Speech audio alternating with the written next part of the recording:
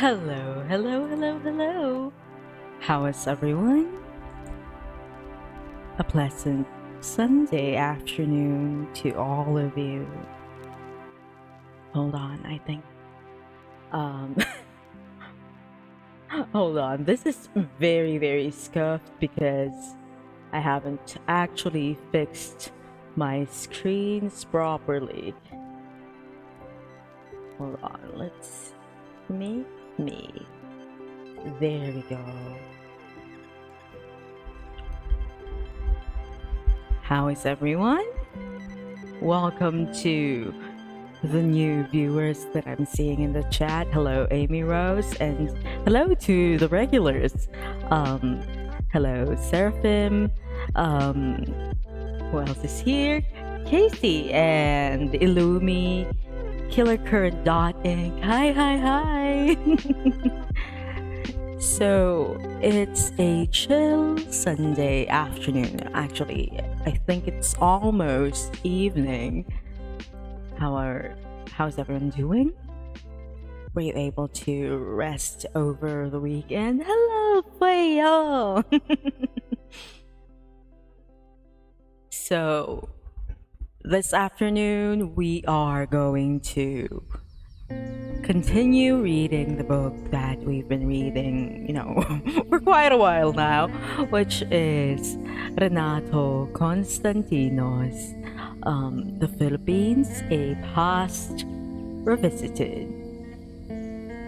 And I'm very excited because we are currently at chapter 15. It's been a long journey with this book.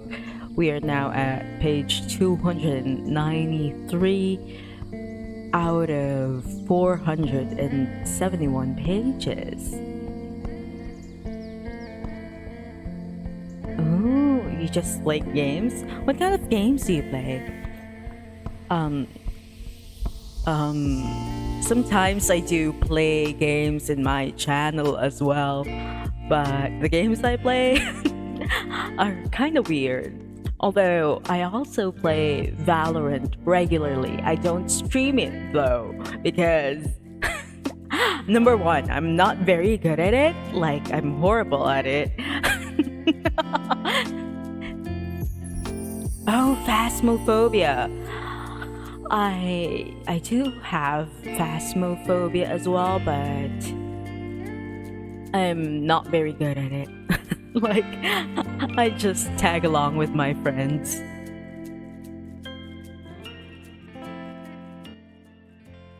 Okay, hold on. Let me just go to our screen over there. Okay, there we go. Should I... Hold on. Where is my... Let me just go up a little bit. Where am I? I can't find my VTube studio. There we go. There. I'm not wearing like all my other stuff like my salakot or my cape. I'm just going to be very simple and plain Bakunawa for this afternoon up to tonight. Hello, Rain. Good afternoon. Good afternoon. Okay, so as I have said earlier, we are already at page 293 out of 471, but like from the actual book, it's page 281. We are still talking about the American colonization era here in the Philippines.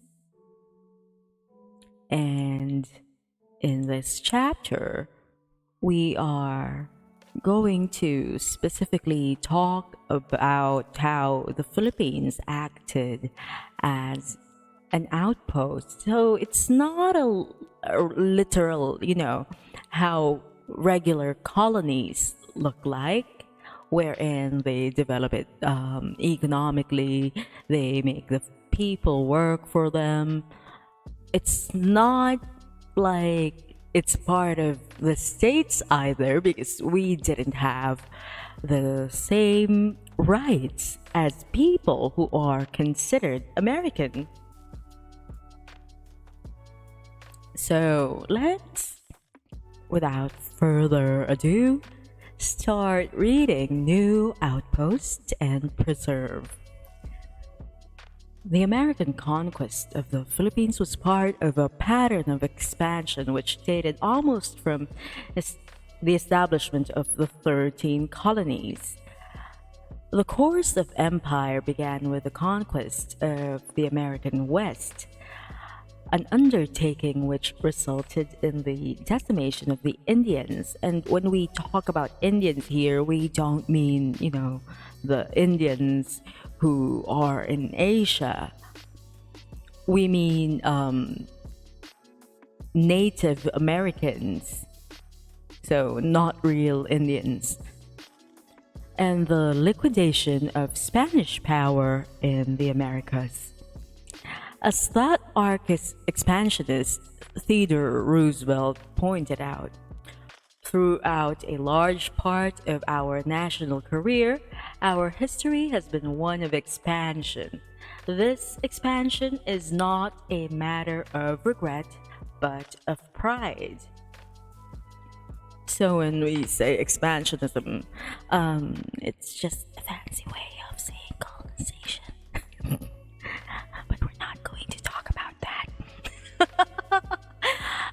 another enthusiastic supporter of expansionism, Senator Albert Beveridge, justified the successive acquisition of territory by the United States as a fulfillment of historic destiny of the American people. Ridiculing the compunctions of the opponents of expansion, he reminded them of their counterparts in an earlier time with these words. Let's read what he has to say. The timid souls of that day said no new territory was needed, and for an hour they were right. But Jefferson, through whose intellect the centuries marched, Jefferson, the first imperialist of the Republic, Jefferson, acquired that imperial territory which swept the Mississippi to the mountains from Texas to the British possessions, and the march of the flag began. Hello, dear me, start. The American Civil War, glorified as a war for the liberation of the slaves, was in reality the bourgeoisie revolution of the United States, a war between the aggressive industrial North and the agricultural South. Its outcome was the triumph of capitalism on the continent. The victory of the North swept aside the last major obstacle to capitalist expansion. Okay, so how did they rationalize this? They're calling it expansionism, but they're acquiring new territories. I don't know, sounds so much like colonialism with, a new name. Various justifications were given for expansionism. Some called it manifest destiny, like they were meant to do this. Others, under the influence of social Darwinism, accepted it as the inevitable consequence of the inequality of race, because they're racist, even if they don't admit to it. It's like, okay, let's deconstruct what has been said here. Social Darwinism. What is Darwinism? It's just, the scientific theory wherein if there are, what do you call this, species who are stronger than other species, the stronger ones would eventually win over or conquer. And basically survival of the fittest. What they're literally saying here is that they, white people of America, are better than anyone else, and it's just inevitable that they would conquer other people. Such an eloquent way of saying that they're racist. A national lifetime of practice implemented the latter concept, the social Darwinism. Indian tribes or Native American tribes were slaughtered and their remnants dehumanized in reservations. Black people were enslaved and... Oh, thank you for following. Black people were enslaved and later emancipated only to become second-class citizens. Finally, Asians, like you and me, were brought in as coolie labor and subjected to many degrading legal and extra-legal restrictions premised on their supposed racial inferiority. Like they're banking on this whole, oh, we're better than you, so you have to do these things for us. But underlying these and other justifications were the overriding requirements of an expanding capitalism, in the words of Senator John F. Miller in California. The time has come now when the new markets are necessary in order to keep our factories running. one of the commissioners appointed by President Chester Arthur to investigate the markets of South America, put it no less clearly. Oh, hello, Kita! Hi, hi, hi! Welcome, welcome. Have a seat. It was the impulse of... Oh wait, let's read what he had to say.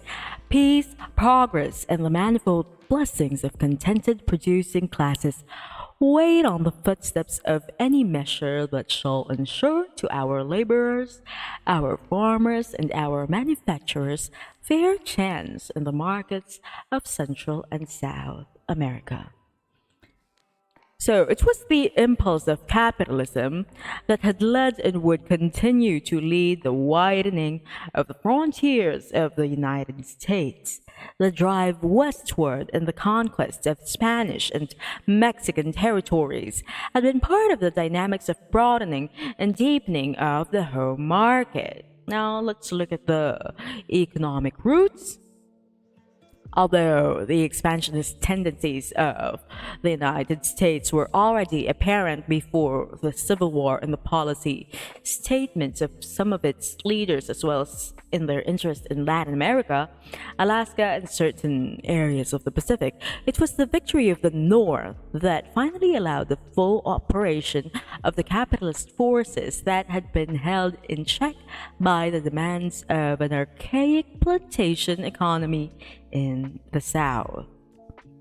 So, the last 20 years of the 19th century, therefore, saw the rapid industrial development of the United States, an increase in the output of manufactured goods which far outstripped the internal demand and created an urgent need for new markets. Because, if you want to make more money, you don't just limit yourself to the people who are in your area. You go outside, look for other markets. The impulse to territorial expansion became irresistible. The tide of expansionism that gripped America during this period was nothing more than the realization of the necessities of capitalist production. The search for markets has led to Commodore Perry's forcible opening of Japan. The Americans next secured Pago Pago from the Germans, then laid claim to Hawaii. Toward the end of the 19th century, the drive was for participation in the China trade. So everything that's been going on, this is all driven by wanting to expand their market. The long and severe economic depression that began in 1893 added a note of urgency to expansionist maneuvers. Thank you for the lyric, Ivan. 1 million men were unemployed. The frontier phase of American development that had been a safety valve for economic crisis was practically over. So things were not looking so great for them on the economic side. Puzzled and disturbed by the crisis and casting about for solutions, many people began to accept the empire doctrine because it kind of solves the problem. Thank you for following Ray Artsu. So many people began to accept that, hey, maybe these empire doctrine thing, meaning, basically low-key colonizing other people, thinking that, oh, we're better than them, so this is what we do. This is what God intended. That was like the mindset, which was peddled by imperialist interests, especially when it was presented as, the manifest destiny, the thing that should happen inevitably.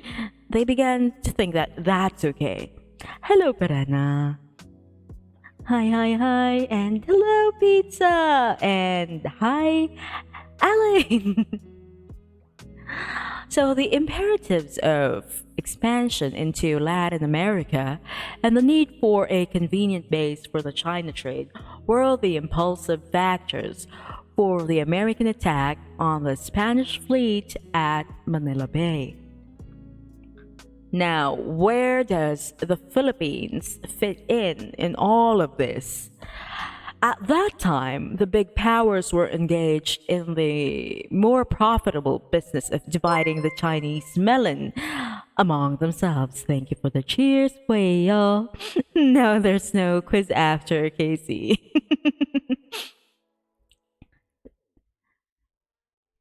The United States, of course, wanted her share, being a latecomer, because, they had to deal with other things before this, namely getting out of the clutches of the British. They tried all sorts of subterfuge, among them the open door policy. But to be on the same footing as the other powers, the United States had to have a base nearby. So, base nearby, which one is that? The Philippines. Yes, you are correct. That's how they see these islands. So, for the second time, the islands became a springboard to Asia because of its very, very strategic location. It will be remembered that the Spaniards decided to retain the Philippines in the earlier years of their rule precisely for the same reason, because we were not profiting for them. We are not producing anything that they wanted to sell to anyone else. And even the galleon trade, the trade between Acapulco and I forgot where, is it China? I forgot. Anyway, the galleon trade, we're not really part of that. We were just like very, very convenient in terms of location. So the galleons would stop by the Philippines. Okay, the answer is here: to be able to penetrate China economically and evangelistically. So that was Spain's thing back then, until they realized that, oh wait, everyone else is now trading with the Philippines and they're profiting from it, and the Philippines is our colony, so we should be the ones who are profiting off of them. And then that happened. So now once more, the United States are looking at the Philippines as, oh, this is a nice base because it's very, very near the rest of Asia. Oh, day 3 of attending history class. Good for you. Welcome, welcome. Again, let's continue. During the early part of the 19th century, many American traders had already been cashing in on the China trade. The wealth of the Cabot, Forbes, Lodge, Cushing, Coolidge, and Perkin families was based on this China trade. And if rich people, upon up to this present day, whose last names are Cabot, Forbes, Lodge, Cushing, and Coolidge, and Perkins, if there are very, very rich people with those last names, just know that it's not them being, pulling themselves off of their bootstraps. It's their great-great-grandparents' money. It's their great-great-grandparents trading with China. So in the Philippines itself, there were 2 American houses, Russell's and Sturgis & Co. And then there's also Peel, Hubble & Co.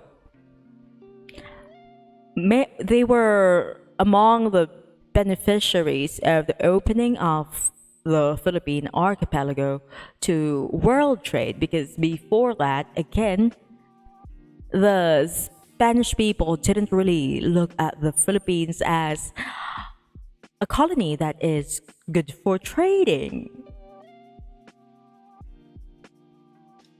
But these 2 houses, so Russell, Sturgis & Co. and then Peel, Hubble & Co., were dependent on British banks for credit and suffered intense competition from the highly organized British trading companies.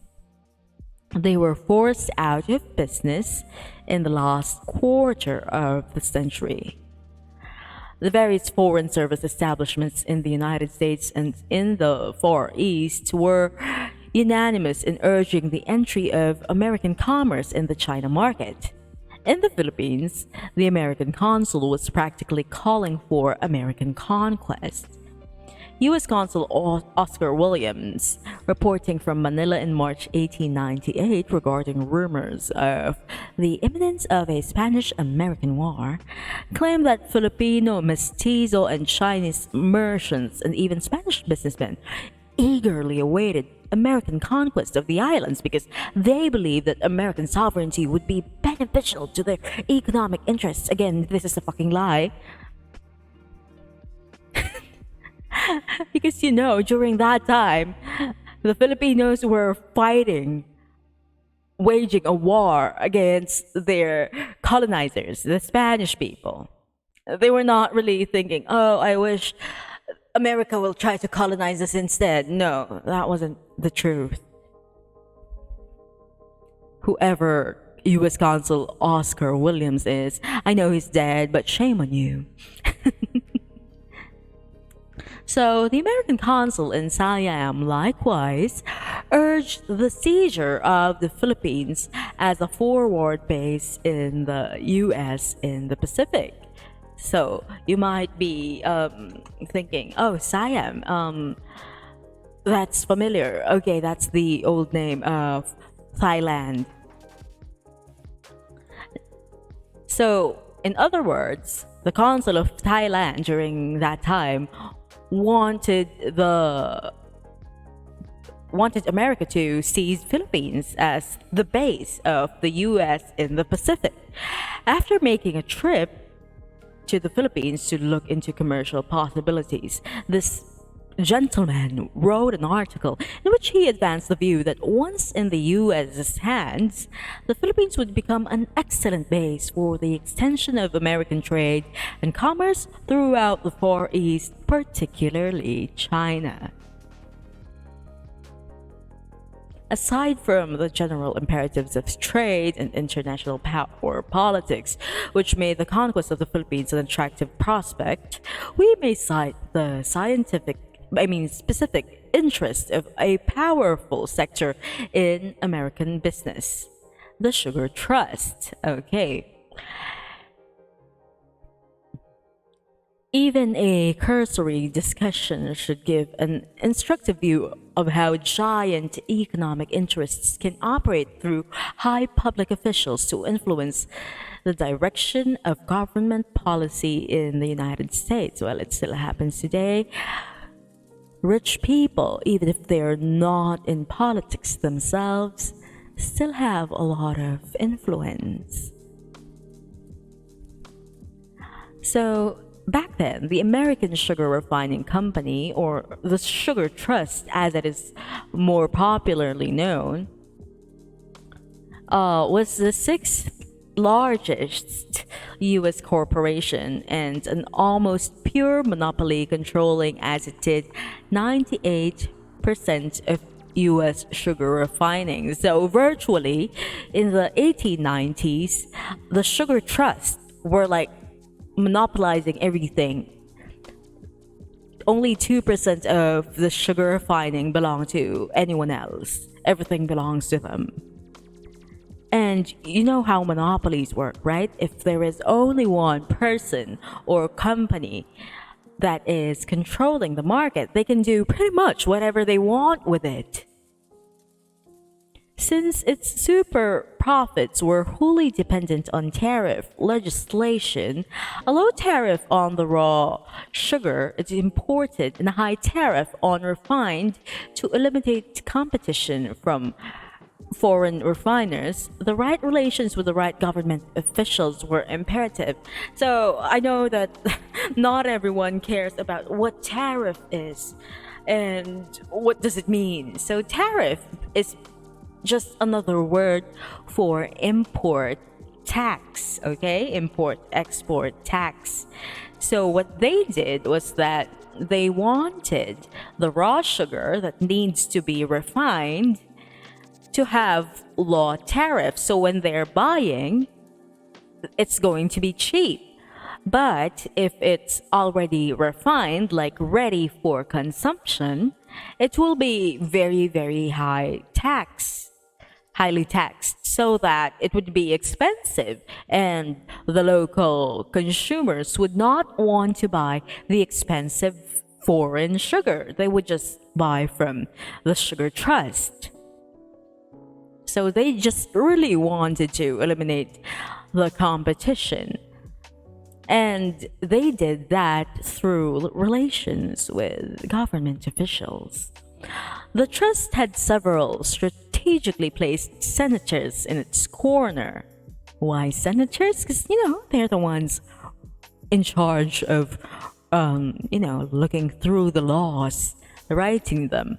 Among them was William McKinley, whose presidential campaign in 1896 it allegedly supported with generous contributions.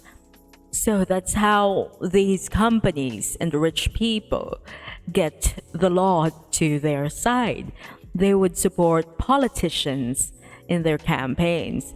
So really, when you are voting for anyone, especially if they're senators, congressmen, president, vice president, think about who are the people that they're friends with. Which rich people are they close with? Who are backing them financially? Because that is a good sign of what kind of policies they would approve once they are in those seats.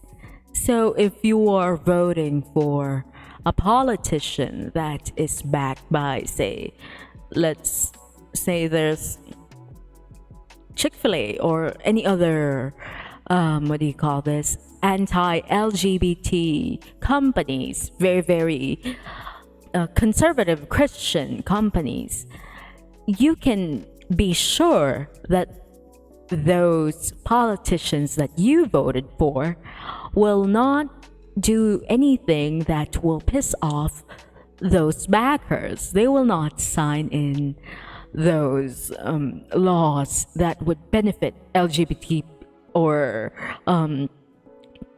minorities, basically women. So yeah.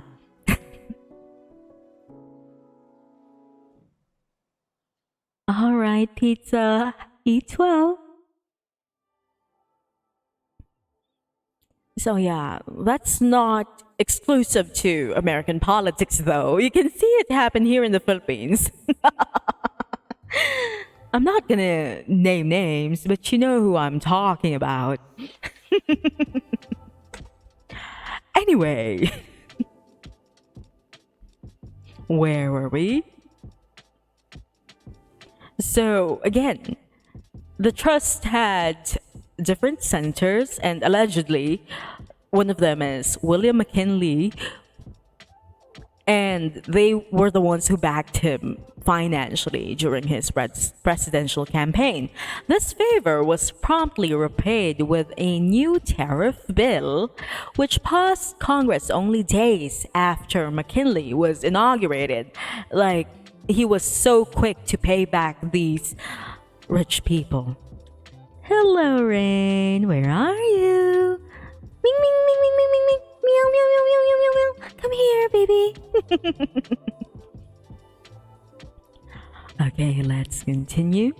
So, unfortunately, though, for the Sugar Trust, it was not able to have its way in the Senate, where it was bested by the combined forces of the beet sugar growing states. By raising the domestic price of sugar, the new Dingley tariff gave a boost to beet sugar growers and local refiners, which threatened the Sugar Trust with extinction.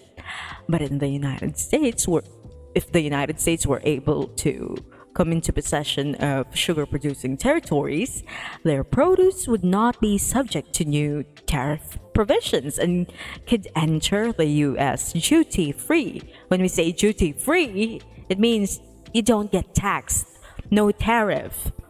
You just buy the thing as it is.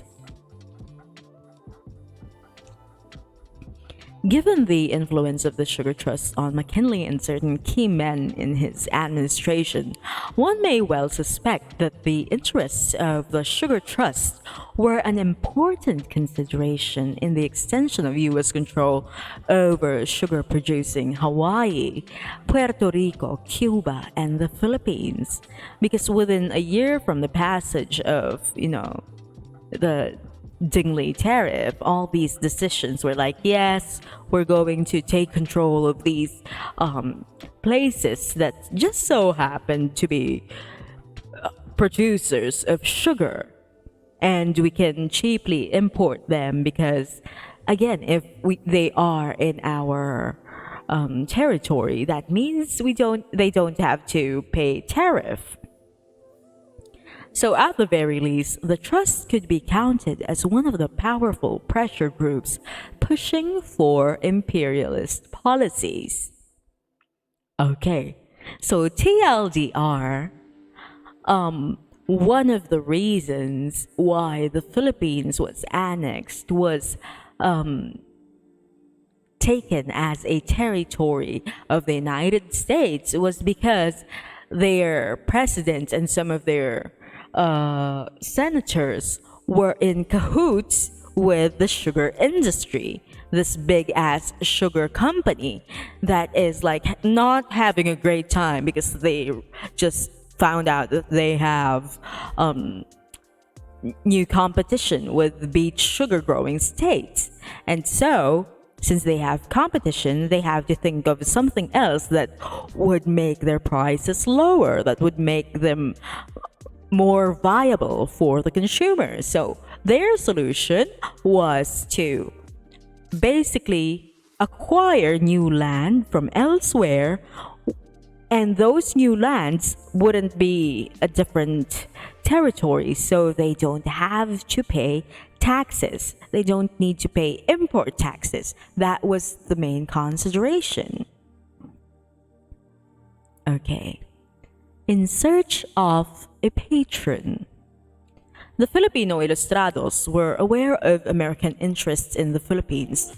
It will be recalled that as early as 1897, the Ilustrados, eager to secure a foreign patron to underwrite their revolution, proposed that the United States send arms and ammunition to their government, pledging as security for payment 2 provinces and the custom house at Manila. American diplomatic and consular representatives became active in establishing contacts with Filipino revolutionists just before the outbreak of the Spanish-American War, which was again a farce, and were sending to Washington comprehensive reports on Philippine conditions. The British, for their part, favored American designs toward the Philippines. U.S. Ambassador John Hay, writing from London to the Secretary of State, reported that the British government thought it best that the United States retain the Philippine Islands. Now, let's look at the religious side of it, the Catholic interests. The Catholic hierarchy in the United States also used its influence to encourage the American government to occupy the country. Cardinal James Gibbons and Archbishop John Ireland, both of whom had close connections with the Republican Party and with McKinley himself, McKinley, the dog of the Sugar Trust, were advocates of annexation. They saw American conquest as the only way to salvage the vast economic interests of the church in the islands because, again, before the whole revolution thing, we were basically mostly Catholic. So they're Christian. And now the American church people were like, hey, I think we could also cash in on that. The Spanish rule had collapsed. If the American did not take over the Philippine revolutionary government, it would the Philippine revolutionary government would retain power. And the revolutionary government had already ordered the confiscation of all friar estates because, again, the friars, the priests, were basically land grabbing. And when they were driven out, the revolutionary government wanted to confiscate the lands again.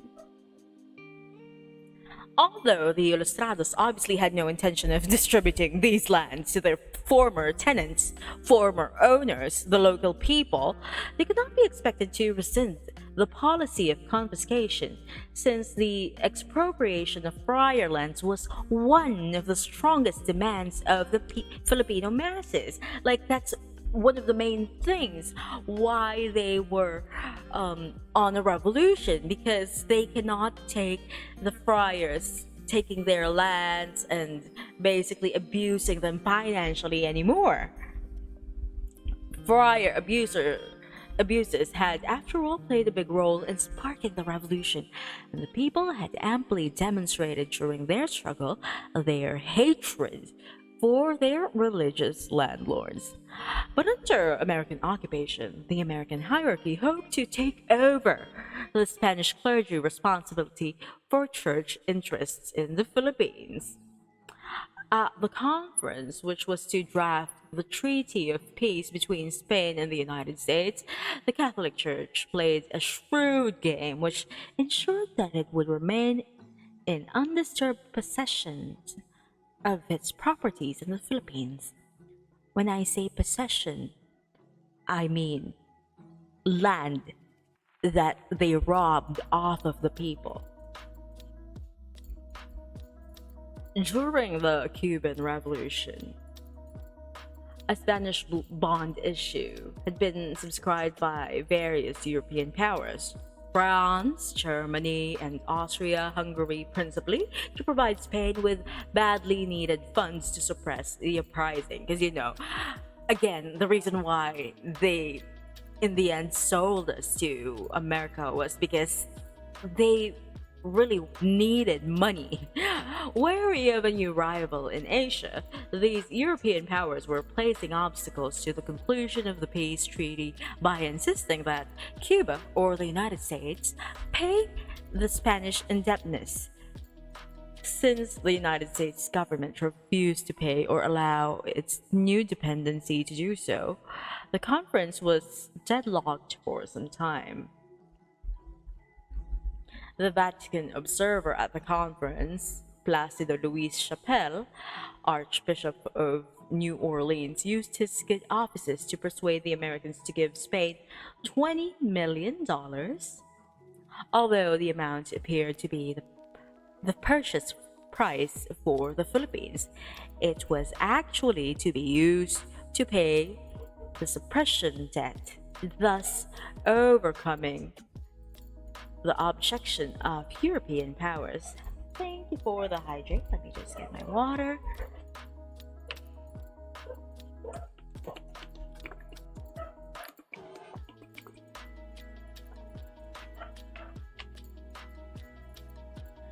The intermediary turned out to be a principal beneficiary. The Vatican wanted a treaty which would make it appear that the Philippines had been ceded to the United States by reason of purchase rather than conquest, so as to protect its title to its vast properties.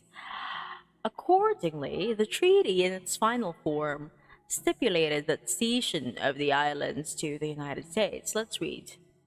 Cession of the islands to the United States cannot in any respect impair the property rights which by law belong to the peaceful possession of property of all kinds, ecclesiastical or any other associations. Now, if there are imperialists, of course there are also anti-imperialists, people who do not agree with the shit. Although powerful economic, political, and even religious forces were in favor of the annexation of the Philippines, there was also much opposition to the move. the fate of the archipelago became the subject of a great nationwide debate in the United States, because obviously some people were like, yeah, that annexation thing, we don't agree with that because, hello, we were also like under a monarchy before, and things were not great. So, opponents of annexation came to be called the anti-imperialists, a term which did not, however, accurately describe the position of the majority of the opponents.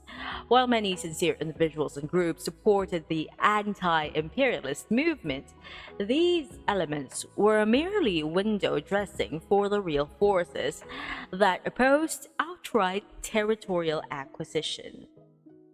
Sectors still animated by the anti-slavery sentiment were against subjecting another race to domination. Because, they just went through this whole, maybe slavery isn't a great thing, but there were still a lot of racists.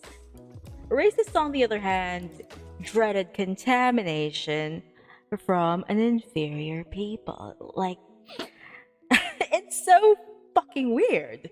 Like, the idea is there that, we shouldn't be annexing these countries, but the motivation was totally different. They were like, we shouldn't be annexing them, not because we look at them as equal, but we don't want to be contaminated with their inferior genes. We don't want them anywhere near us, so we should just leave them alone.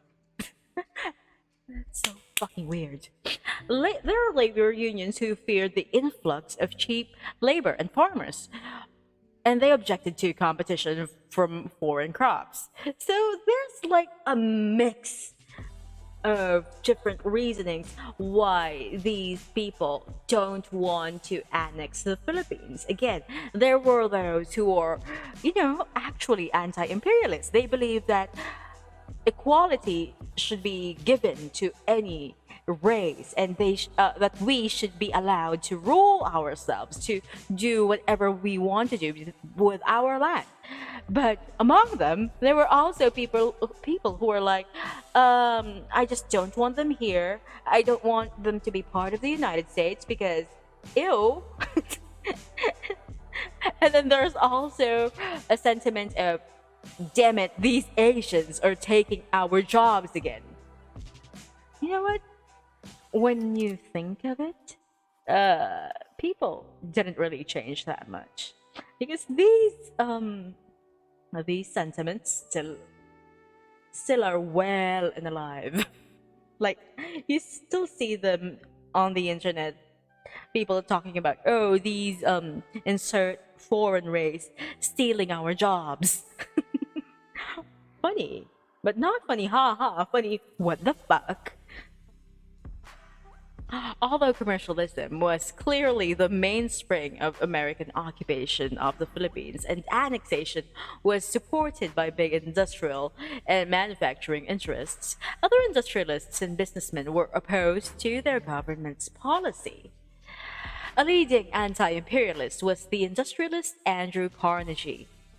His views were typical of his group. He did not oppose expansion. In fact, he advocated a vigorous opening of markets abroad to satisfy the demands of the country's growing productive capacity. But he believed that such markets should not be obtained through outright occupation. Like, he wants to conquer these markets, but not through, like, the good old-fashioned colonialism way. It is clear, therefore, that the anti-imperialists that opposed Philippine colonization is not the same as the anti-imperialism that animates the national liberation movements in many underdeveloped nations today. Most of the anti-imperialists then were, in reality, neo-colonialists. Like, they're just colonialists, but spicy.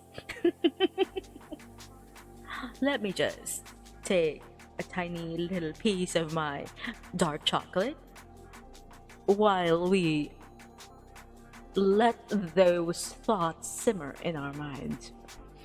The only difference between the imperialists and many of these so-called anti-imperialists of that time was that the former believed in territorial annexation, outright going there by force and making them submit, while the latter were for economic expansion, economic colonialism. We don't need to seize your territory. We just need to control your market. Does it sound familiar? Well, it's not just the U.S.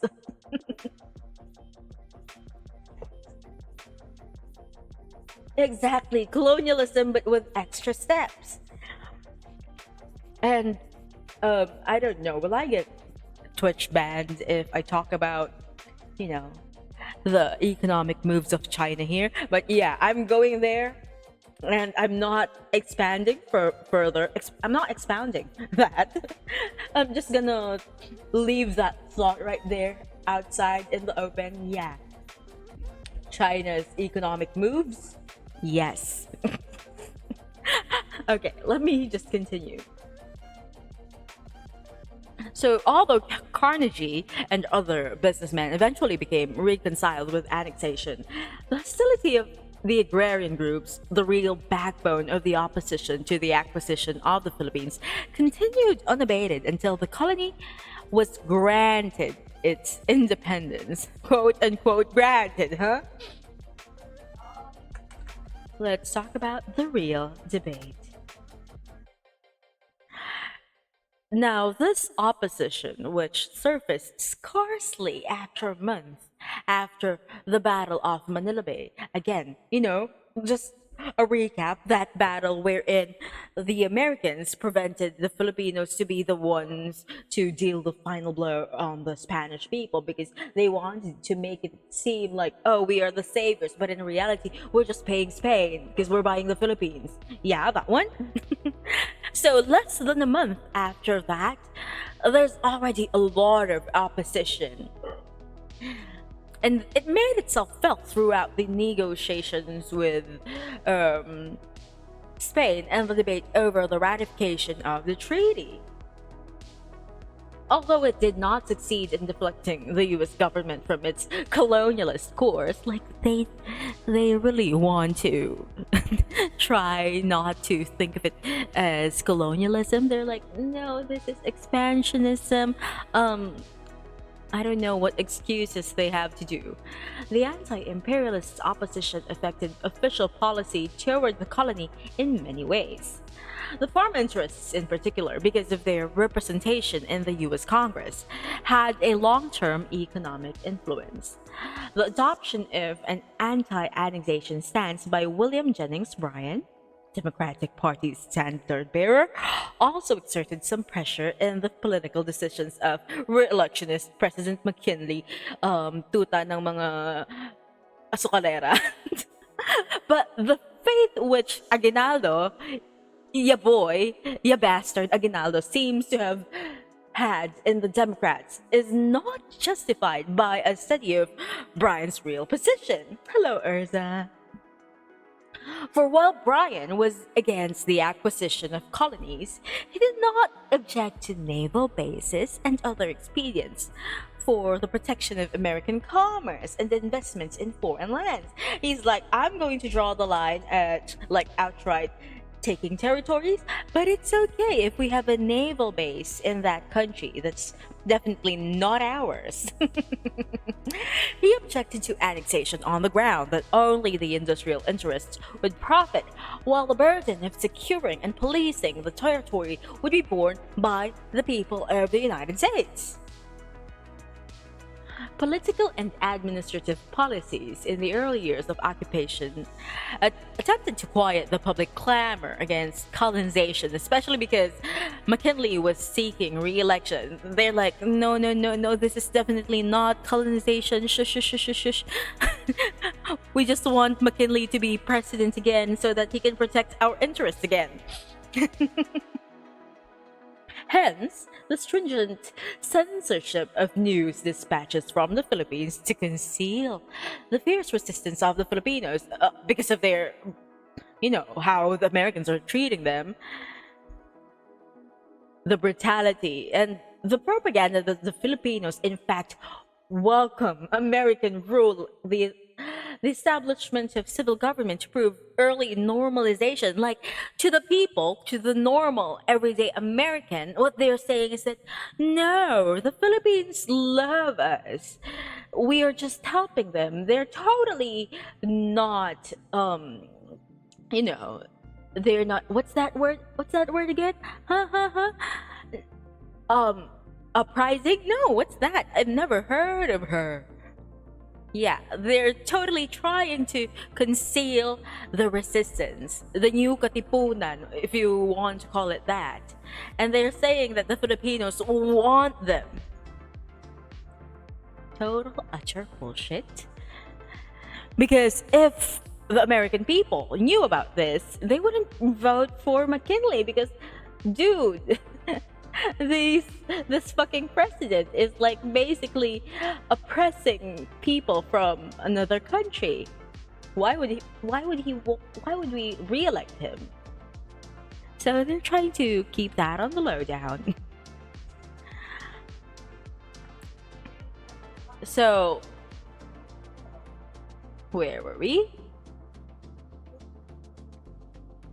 This is the only, you know what, I really love this book, but my main issue with it is that Renato Constantino loves one thing more than history, and that is run on sentences.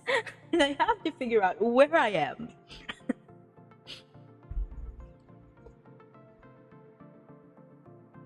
Where is that? So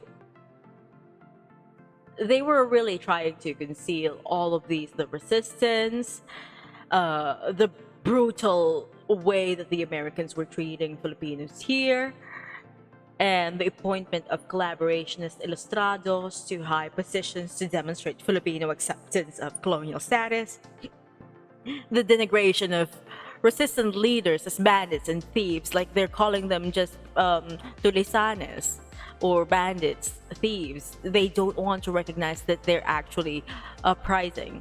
And the frequent reiteration of America's altruistic motives, like they're doing this out of the goodness of their own little hearts.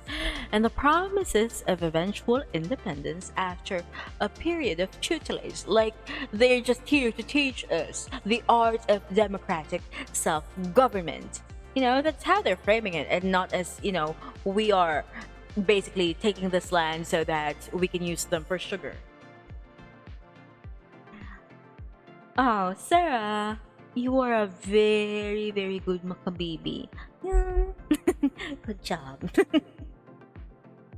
So unfortunately, the imperialist propaganda offensive did not only soothe opponents at home, it was also accepted as historical truth by several generations of miseducated Filipinos. Even as for me, like, I know a lot of you already know how old I am. I'm a millennial. When I was studying history in the elementary school, so that was like in the 90s, we were taught that the Americans were not like the Spanish. They didn't colonize us. In fact, they freed us from the Spanish, and they taught us how to read and write, and they taught us about freedom, democracy, shit like that. That's what they taught us. Masa, I would like you to look at the mirror. Millennial, that's you and me, bestie. So yeah, I think up to a certain point they still taught this. I'm just not sure if they already changed the books to more closely resemble the truth.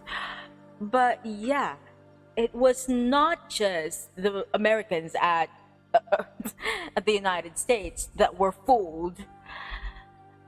They also fooled generations of Filipinos who looked at America as the greatest thing that ever happened to us. That's why we have this mindset that anything from America is good, because that's how they presented it as.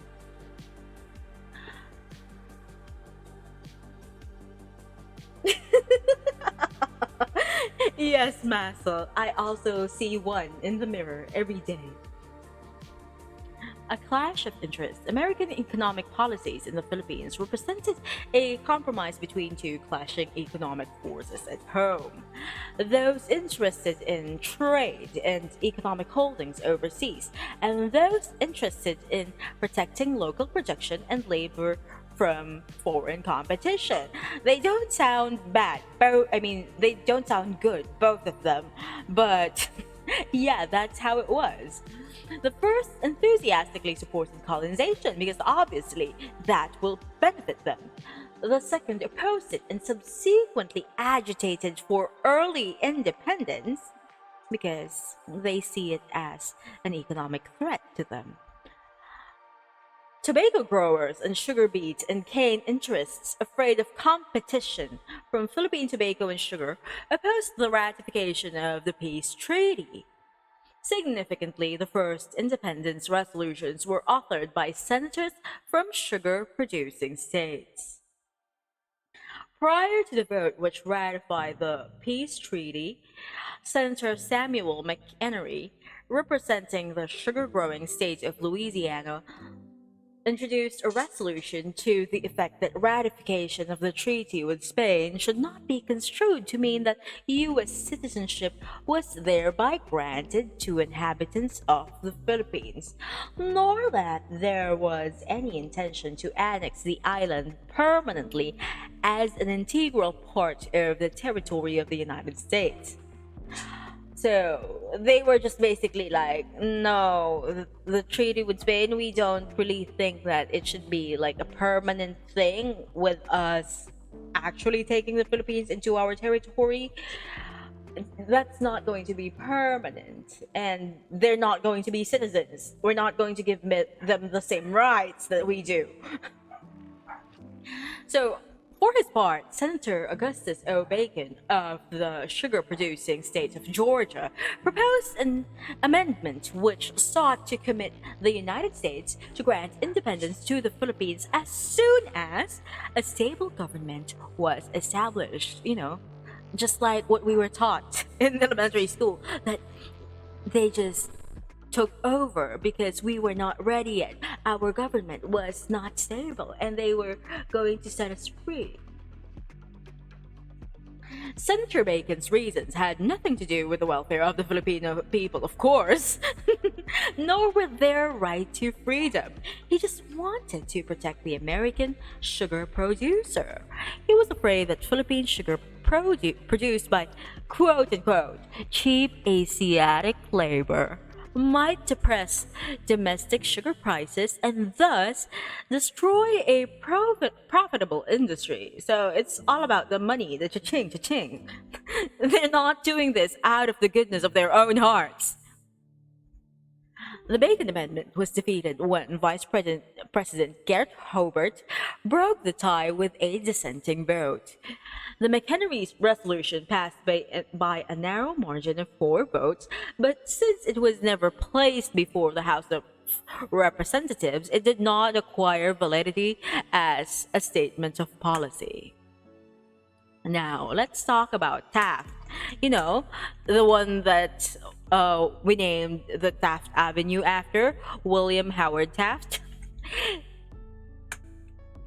So the fate of the two protectionist moves indicates the administration's own commitment to annexation. The narrow margins in both instances, on the other hand, indicate the strength of the anti-annexation bloc. The Filipinos would in future years consistently fail to perceive the selfish motives of many individuals and groups who supported their demands for independence because, they just thought that yes, they see it the same way that we do, which is very naive, and they treated them as true friends of the Filipino people. One such personage from whom Filipinos have erroneously regarded as a friend is, yes, Taft, William Howard Taft. As President of the Philippine Commission, Civil Governor, Secretary of War, and finally President of the United States, Taft probably exercised the most powerful single influence on American policy toward the Philippines in the first decade of American rule. A member of the American elite, Taft was the son of a Secretary of War in President Grant's cabinet and the protege of Senator Foraker of Ohio. In his time, one of the rabid imperialists of the Republican Party. Taft had a brother named Charles. He was a wealthy corporate lawyer connected with the J.P. Morgan banking group. Familiar? With such a background, it is no wonder that Taft fully concurred with the views of big monopoly investment groups and regarded it as his function to facilitate the entry into the colony of major exporters like the textile industry and major investors like railroad, public utility, mining, sugar, construction companies. Accordingly, the Taft Commission recommended very strongly to Washington the urgent enactment of land and franchise laws that would give these firms maximum opportunities of profitable investment. So yeah, that's where his interests lie. Servicing American business.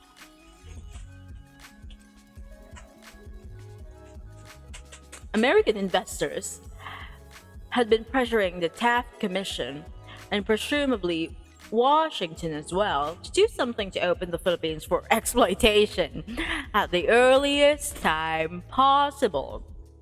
You know what? We're just calling it as it is, exploitation. But the military government did not have the authority to enact laws governing property and contracts.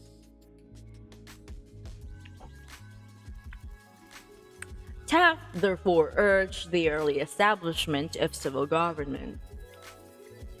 He clashed on this point with the military, notably General Arthur MacArthur, who declared that given the conditions obtaining at the time, the Filipinos would need bayonet treatment for at least a decade. I'm just gonna stop here and give you some time to process that. Oh, hi, Miyaki.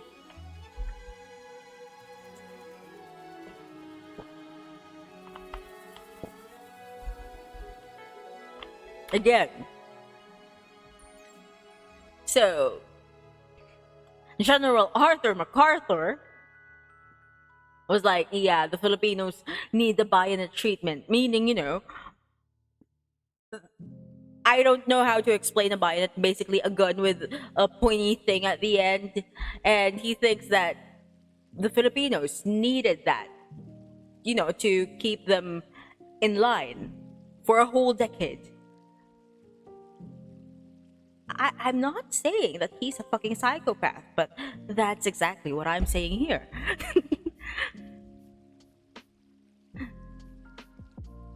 So he's like saying, yeah, we need to do that, like be very violent with them, threaten them with death before peace and order could be restored.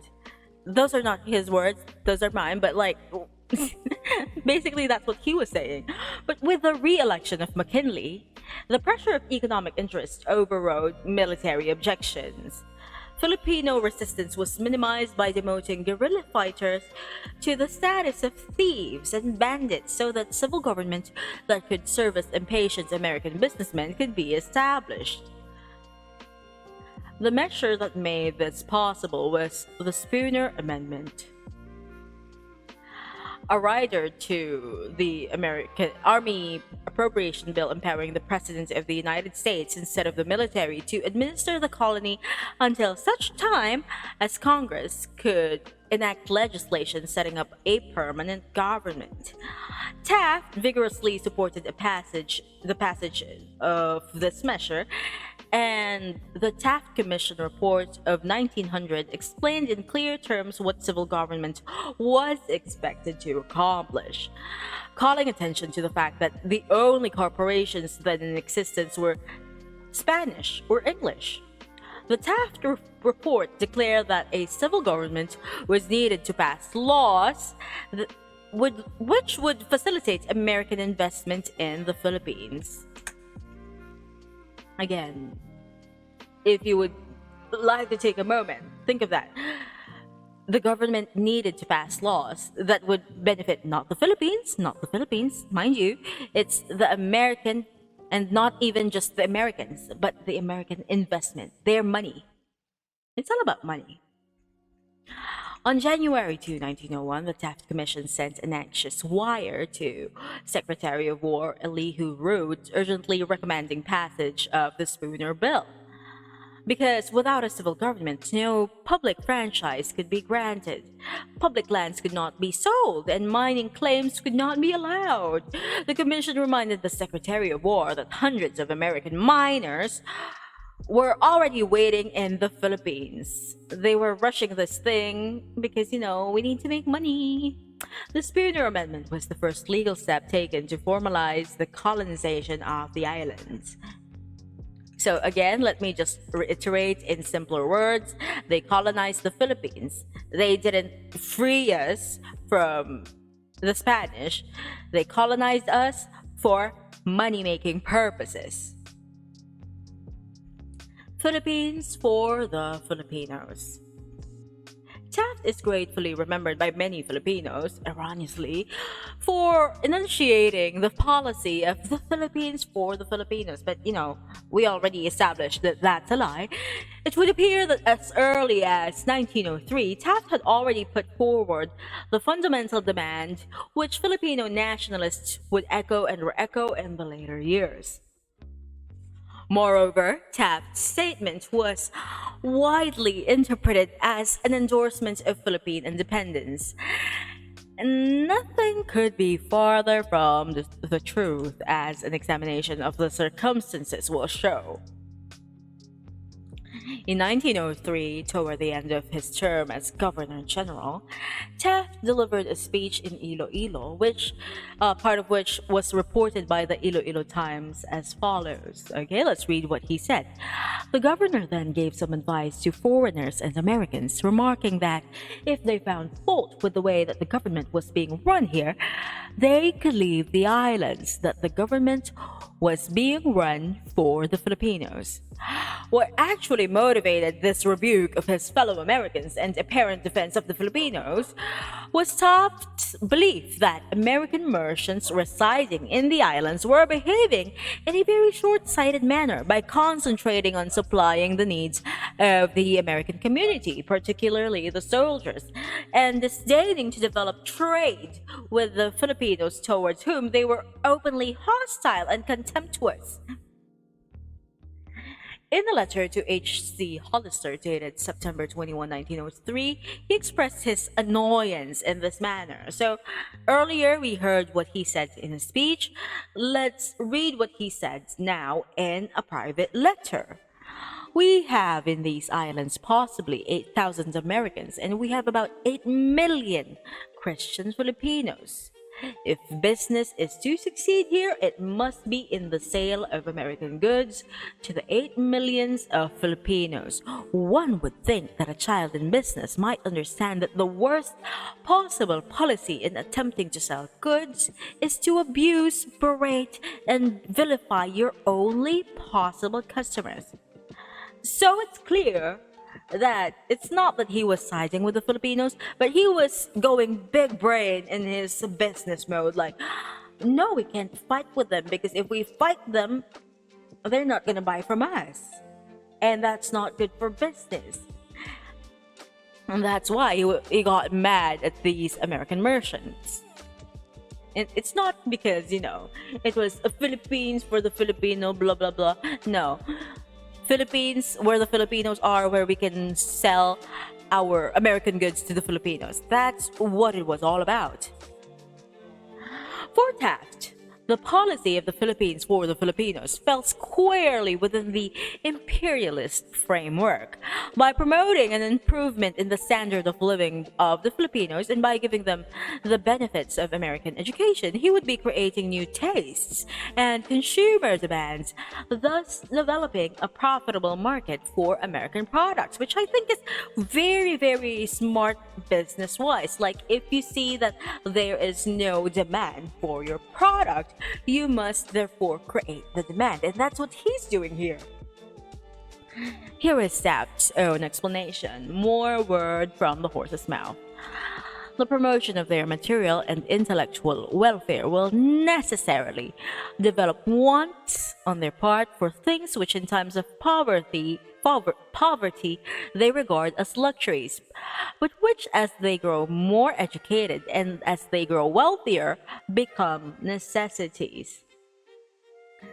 The carrying out of the principle, the Philippines for the Filipinos, in first promoting the welfare, material, spiritual, and intellectual of the people of these islands is the one course which can create any market here among the people for American goods and American supplies that will make the relation of the United States to the Philippines a profitable one for our merchants and manufacturers. So it was clear that this Philippines for the Filipino thing is all about business and money. As Taft saw it, although some of his fellow Americans did not, the Philippines for the Filipinos was good business. His goal was the enhancement of American economic control. This being the case, running the Philippines for the Filipinos did not mean giving them independence or even autonomy. Taft was of the opinion that any talk of independence must be postponed from 100 to 150 years. For Filipinos, in his views, were nothing but grown-up children. In fact, he believed that the successful implementation of the policy of the Philippines for the Filipinos would produce a nation of contented colonials who would not object to the permanent retention of their country by the United States. So yeah.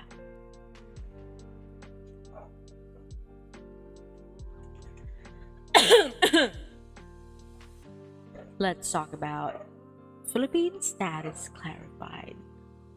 While imperialists like Taft were laying the groundwork for the economic exploitation of the colony, protectionists were likewise exerting pressure to ensure that the colonial relationship would not hurt their interests. Judicial decisions on 3 insular cases which did not concern the Philippines nevertheless defined the exact status of the country and its inhabitants to the satisfaction of these protectionist sectors. The pertinent ruling was that the U.S. Congress had the power to define just how United States sovereignty was to be asserted in areas over which it exercised sovereignty. What this meant in practice was that while Filipinos swore allegiance to the United States, they were not regarded as American citizens. The Congress could therefore enact special laws governing them which did not affect American citizens. Basically, it's like, you're in a household, but you're not a member of the family. You're one of the pets. That's how it is. The decisions on the insular cases allayed the anxieties of domestic industries, particularly the agricultural sector, for if special laws could be passed governing the colony, then this meant that laws protecting the home market from competition from Philippine products would be enacted. Accordingly, a high tariff wall was erected to restrain the entry of Philippine products to the United States. This tariff was later reduced on a plea of the tax commission in behalf of Filipino export crop producers who were, after all, collaborating with the United States. On the other hand, Congress adjusted tariffs in the Philippines to allow the entry of American goods on a preferential basis. The American government thus satisfied its manufacturers and exporters on one hand and its agricultural sector on the other. In both instances, at the expense of the Filipinos, the decision on the insular cases gave the US government enough flexibility to evolve a colonial policy satisfactory to all sectors. Let me just. Hmm.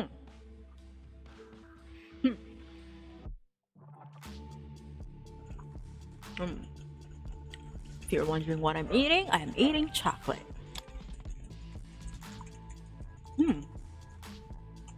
The Cooper Act, protectionists triumph.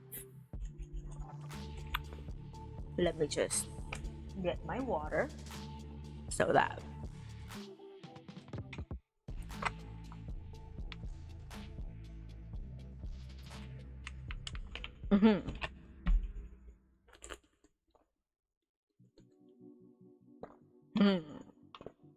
So,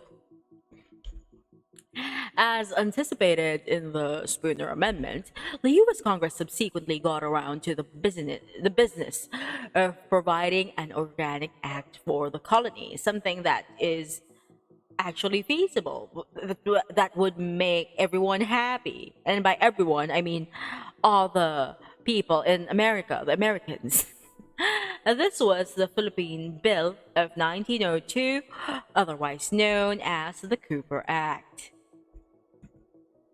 This act is usually remembered for its provision establishing the Philippine Assembly as the lower chamber of a bicameral legislature whose upper house was the Philippine Commission, and besides ratifying the prior establishment by the U.S. President of other instrumentalities of government such as the Philippine Commission, the civil governor and his subordinates, and the Supreme Court, the Organic Act also empowered Philippine legislature to elect two resident commissioners to the United States.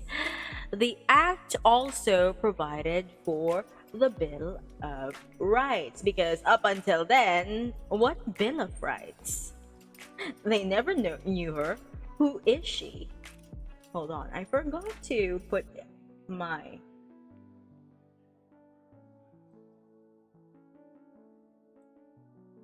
Hold on, where is that?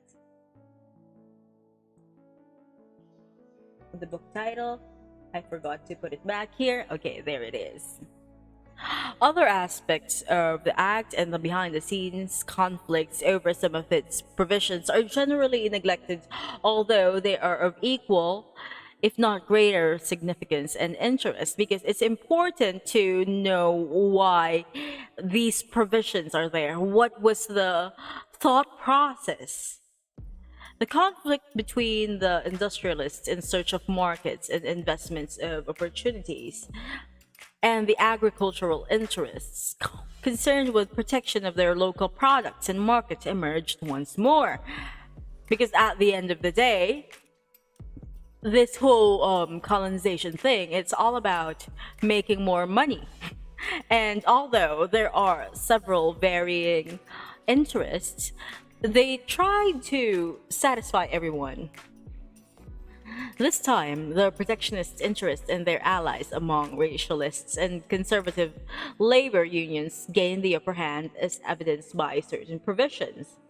If you look at the Section 4 of the Act, for example, defined Filipinos as citizens of the Philippine Islands and as such entitled to the protection of the United States. Filipinos were not to be considered as American citizens. These pleased the racialists and calmed the fears of certain labor groups concerning a possible influx of cheap labor. And when I say racialists, this would be like olden day racists. They were the people who think that, oh no, Asian people, We will not be pure anymore. They will paint us if they are called Americans, right? So they really had to specify that Filipinos are citizens of the Philippine Islands, not the United States, Philippine Islands. But they would be protected by the United States. That's why that is there, because the racists and the labor groups would be very, very mad. Hello, Ivan. We are just talking about basically uh, the legal stuff. What do you call that? The legal stuff behind the policies back then. Okay, TLDR, there are Americans who are pro colonization of the Philippines. Basically, what's his face? McKinley was the dog of the sugar industry because it was a monopoly back then, and they wanted to colonize the Philippines because they could then import sugar without tariff, without tax. But there are people in the States who are quote unquote anti-imperialist, but all they are were racists and labor unions who are very, very mad about it because, oh, there's going to be Asian people, Filipino people stealing our jobs.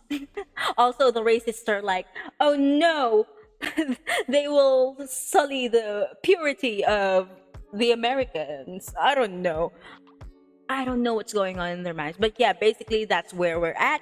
And then now we are talking about the Section 4 of the Act, wherein they defined Filipinos as citizens of the Philippines so that they could be clear that the Filipinos are not American citizens, but at the same time, they're entitled to protection of the United States. Hello, Myon. Okay, we are at basically at 1902. This is the Philippine Bill of 1902, or the Cooper Act. Okay?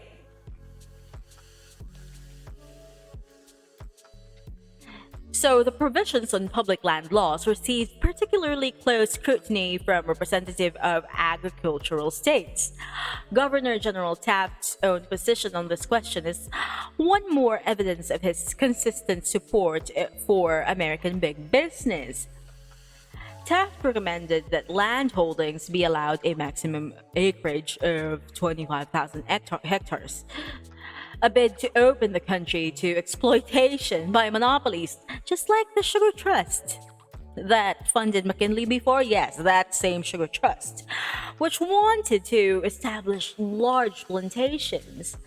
The powerful bloc representing U.S. agricultural interests, however, won the day. The Organic Act set the acreage limit for individuals acquiring public land to only 16 hectares. So 16 hectares is quite big if you're a small farmer. But if you're like the Sugar Trust, that's so fucking tiny. What would they do with that? That's absolutely nothing.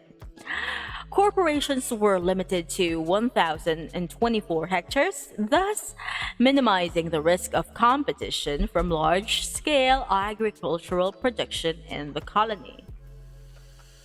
Yes, this is about the laws regarding the Philippines back then.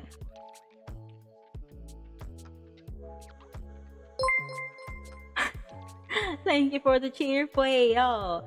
And yes, this is my Zumba outfit. Do you like it? Settling down to business.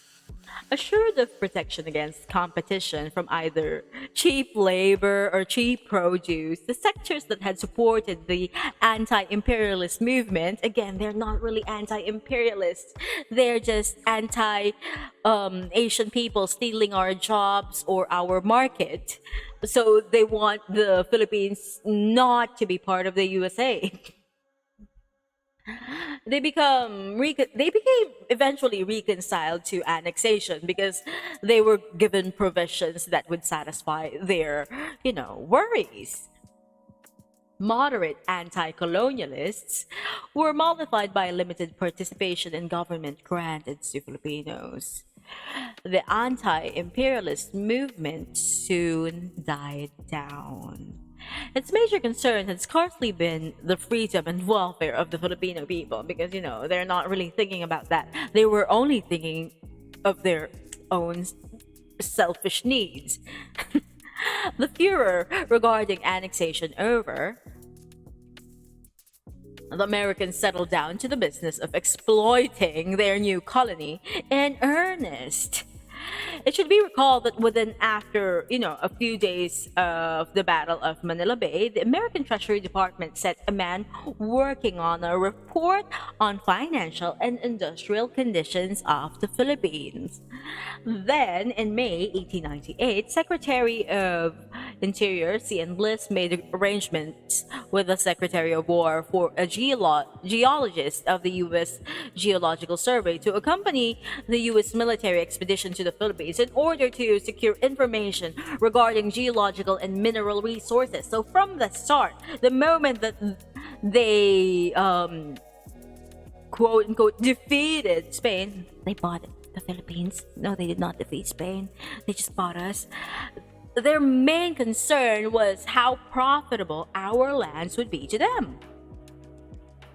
James H. Blunt, in his book, The American Occupation of the Philippines, commented that the report read like a mining stock prospectus, meaning there was nothing about the Filipinos, there was nothing about our situation. They only cared about the resources. Shouldering the costs of exploitation. Exploitation of the colony involved development of the import-export trade and investment principally in the extractive industries. Extractive industries meaning mining. These ventures require the development of roads and railroads, and that's like one thing that mining industries are, they're being braggy about that. I know this because I have an aunt who used to work in the mining industry as what do you call that? CPA, an accountant.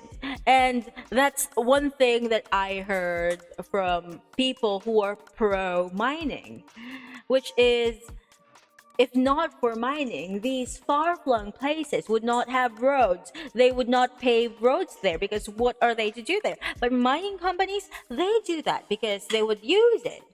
But still, what the fuck? Bestie, what the fuck? Can I have some? Yeah, I'm asking for pancit canton. Anyway, while I'm waiting for pancit canton, where were we? Therefore, far from being the result of American interest in the welfare of the Filipinos, the road building program was designed to satisfy American needs, economic needs, mining needs, exploitative needs.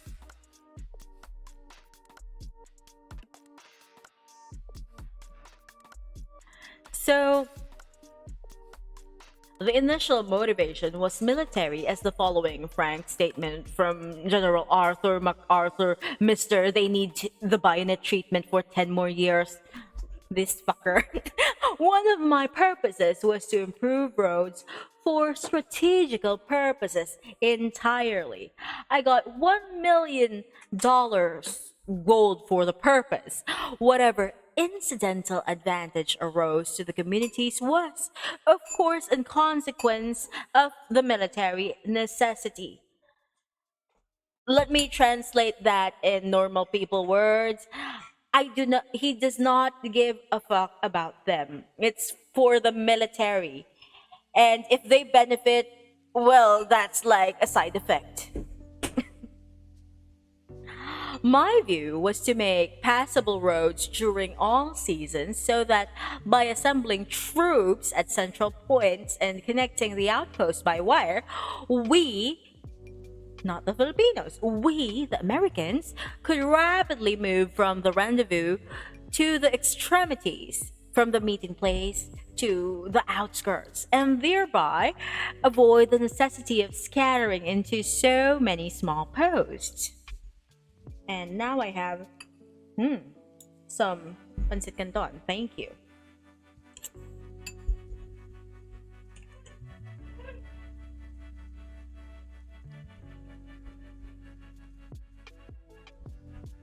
The money to build the roads was raised by taxing the Filipinos. So, again, we come back to the thing I always talk about. No, that you would say thank you to these people for doing this and that, but they did this and that with your own money. Why are you thanking them? Thank yourself, thank your parents, thank all the other people who are paying their taxes. That's why I keep on saying tax evasion, poggers. It had been decided earlier uh, that the insular government was to be supported entirely by taxes levied on the population meaning the Filipino people. Hence, all public works and other projects, such as those in education and sanitation, not to speak of the government machinery itself, were paid for by the Filipinos. These are not gifts. They were not given by the Americans out of their golden hearts and pockets. The Filipinos were taxed, and those taxes were used in all these things. In effect, Filipinos were shouldering the costs of those social improvements that would facilitate their own exploitation. To add insult to injury, American-oriented education would teach the Filipinos to regard all these and more as benefits derived from colonial rule. After military necessity has been satisfied by the pacification of the country, the principal motivation for building roads was to facilitate the collection of agricultural crops for export and distribution of goods imported from the United States. The same was true for railroads. They were built to service areas which American investors wanted linked to population centers. For example, the railroad to Legazpi, Albay was built to link the hemp-producing Bicol provinces to Manila. At that time, hemp was a principal export to the United States. It would have been as important for Filipinos to link Manila to the Cagayan Valley and the Ilocos provinces. This would have brought a new prosperity to these tobacco-growing regions. Evidently, tobacco interests in the United States, fearing competition from Philippine tobacco, exerted pressure for the project was abandoned. To make it simpler, they didn't really care about our welfare that all that much, aside from that one time when was it Taft who said that they shouldn't be antagonizing us because we are going to be their customers. They don't really care. All these improvements in our lifestyle, they were funded by taxes that Filipinos paid for. And they were mainly not really for Filipinos. They were for the American merchants. That's like saying, oh, you're so kind for buying sugar. Now the ants can have food. That's exactly the same thing. Okay, let me just eat some more of my pancit canton.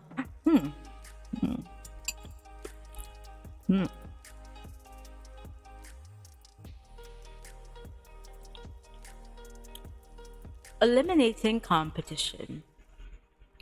Before the American occupation, the Philippines has been trading with other countries aside from Spain. You know, that's why Spain was like, wait a minute, why is everyone else trading with the Filipinos? Now we want in. So there's that. It will be recalled that two American firms had established themselves in Manila but folded up in the face of British competition and credit control. Now that the United States government was in position to aid American traders and investors, it quickly proceeded to eliminate competition by enacting a series of tariff acts. Again, tariff acts are laws about um, taxation of products from a different country. The Tariff Act of 1901 lowered the tariff rates on some types of American exports to the Philippines. The Tariff Act of 1902 reduced by 25% the duty on Philippine exports to the United States and removed the tariff on American goods entering the Philippines. The American government was not yet entirely free at this time to implement to the full its policy of rechanneling the colony's trade to the United States because the Treaty of Paris provided for a 10-year period during which Spanish ships and goods could enter the Philippines on the same terms as American ships and merchandise. So, Treaty of Paris, something that you study in school and you remember the name, but you forget what it's about. It's about trade. It's a 10-year period during which Americans and Spanish traders can trade and enter the Philippines. The United States had to wait until 1909 to implement all its plans to benefit American businessmen who were clamoring for free trade.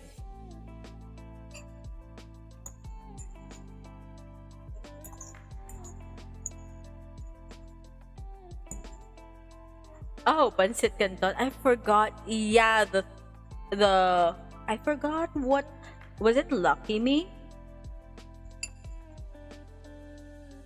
I don't really care if I die by pancit canton. I die. I will not let it go. And yes, up to now, tariff is still it will always be a thing that people will talk about when it comes to imports and exports. So yeah, I think this is chili mansi, but there's been an additional I'm not sure. Is this sesame oil? Probably. The Payne-Aldrich Act. Okay, another act that we study in elementary school.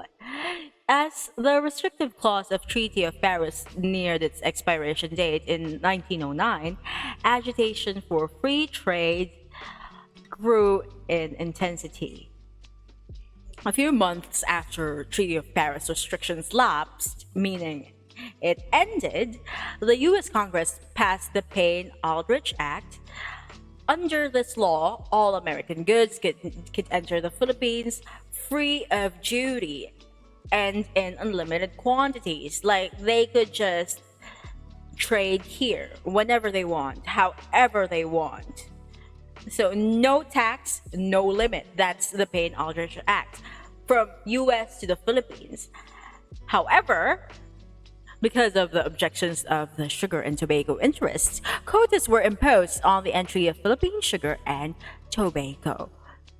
So it was not a very, very fair trade because the American merchants who were going to sell their stuff here in the Philippines, they can sell whenever they want. There's no quota and there is also no tariff. But if the Filipinos are going to export their tobacco and sugar to the United States, there would be quotas because they were afraid that, it's going to be cheap Asian product, cheap Asian labor. Basically, that's what it is. In addition, American rice growers successfully blocked entry of Philippine rice. So with rice, it's not even a quota. They're like totally nope, nope, nope.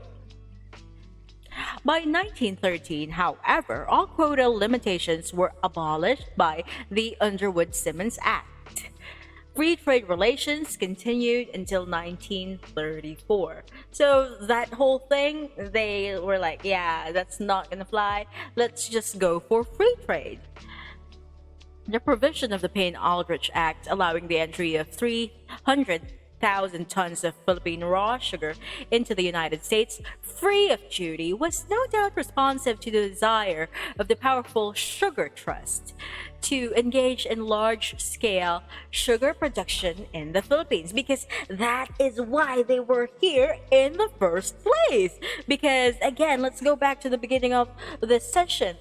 They were like, okay, we're funding McKinley, and they're like telling McKinley, we funded you. Now we want this whole monopoly thing to be okay. But ta-da, the beet sugar producers appear, and they're like not very happy about that, because now they are no longer a monopoly. They had a competition. So they were like, yeah, how about, wait for it, we colonize those lands that produce sugar, and then, since they are colonies, we own them. That means we don't need to pay taxes, extra taxes, called tariff, when our sugar from that place come to the United States. And therefore, our sugar would remain cheap. And we will still be basically, dominating this thing. So that's why they can't really put a stop on the entry of the raw sugar from the Philippines. Hello, Yuli. Hi. Where were we now? Since the local sugar industry was relatively small, the Sugar Trust was fairly certain that if it could acquire a large tract of land, it could appropriate the lion's share of the quota. The Sugar Trust found what it wanted in the 22,484 hectare San Jose estate in Mindoro. Thank you for the stretch, Ivan.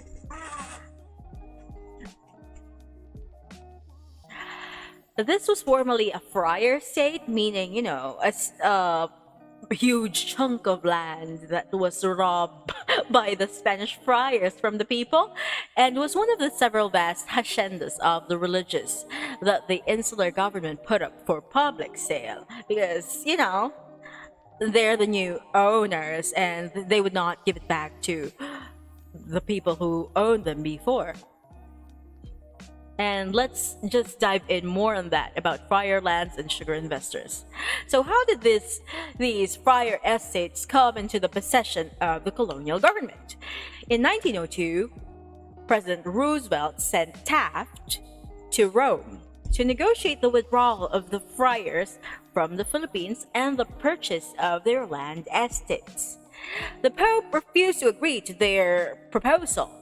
But in 1903, December, before Governor Taft's term ended, he finally succeeded in reaching an agreement with the religious corporations in Manila to buy 410,000 acres of approximately 166,000 hectares of their land holdings for some $7 million. The Philippine Commission passed the Friar Lands Act, which prescribed the conditions for the sale and lease of the friar estates. Preference to be given to some 60,000 tenants who worked the land. Thank you for following, Mark Lusky. I'm not really sure how to remove those ads. I think it's like mandatory now, because I've been trying to remove my ads. Like, I don't think they benefit anyone. I'm not even earning much from them, like literally cents. I don't like ads. So where were we? The purchase of friar haciendas was a shrewd political move designed to gain the goodwill of the Filipinos and thus help them reconcile to American sovereignty. It's like, they're saying, oh, look at us, we're so nice. We bought all of these lands from the Catholic Church, and now we're going to sell or lease them and there is a preference to the tenants or the people who actually worked in the land. However, the government obviously had no serious intention of implementing the declared objective. They were just basically bluffing. They didn't want to give preference to the people who really work on the land, to the farmers, to the peasants. For by insisting on setting a selling price, which would allow it to recover the purchase price, plus the interest on the bonds it had floated to raise the cash, it in effect put the land beyond the reach of most tenants. They're like, okay, we're putting priority on you, but oh no, we spent money on these lands. And so we must have, our money back. And we're going to price them accordingly, which means that you can't really buy them. Hello, Sprout. Hi, how are you? But if the price was beyond the pockets of poor tenants and even for small farmers, it was very attractive to a rich corporation like the Sugar Trust. The latter decided to buy the San Jose estate before it could do so, steps had to be taken to exclude friar lands from the definition of public lands so as to circumvent the acreage limit of 1,024 hectares set by the Cooper Act of 1902. The Philippine Commission and the War Department promptly cooperated by issuing the desired legal opinions, and the sale was accordingly finalized in 1910 because, of course, they would circumvent that limitation. Oh, that's nice to hear. We are currently reading the 15th chapter of The Philippines, A Past Revisited by Renato Constantino, and we are talking about basically the American occupations and the laws that they implemented and the reasons why they were implemented. This is all about the lands because, as we already know, the lands here in the Philippines originally, okay, I'm going to backtrack. They were collective lands. People didn't own lands on their own or by family. It was like the land belongs to the people and they were subdivided by chieftains. I don't know what to call them, leaders of the society, but they're not giving it to them. The land still belongs to everyone. They're just allowed to till it. But when the colonizers came, the Spaniards, they introduced the idea of owning lands and they began titling lands because these locals didn't know about land titles, and since they didn't have land titles, it was so easy for these priests, these Spanish people, to grab the lands. And now that's where we're at. The Americans basically bought the friar lands and they were like, oh, we're going to sell it back to those people who are tilling them. But since they're selling it back, not giving it back, mind you, they were like, oh, but we spent our money on this and we have to earn interest as well because of the bonds, blah, blah, blah. And now these poor people cannot buy it. So who will buy it? It's the Sugar Trust. And although there was like a limit to how much land they can buy, the Sugar Trust basically found a way to circumvent those laws because there's like a limit to how much they can buy. All right, now let's talk about the San Jose estate transaction. Let me just eat some more of my pancit canton. Mm. Mm.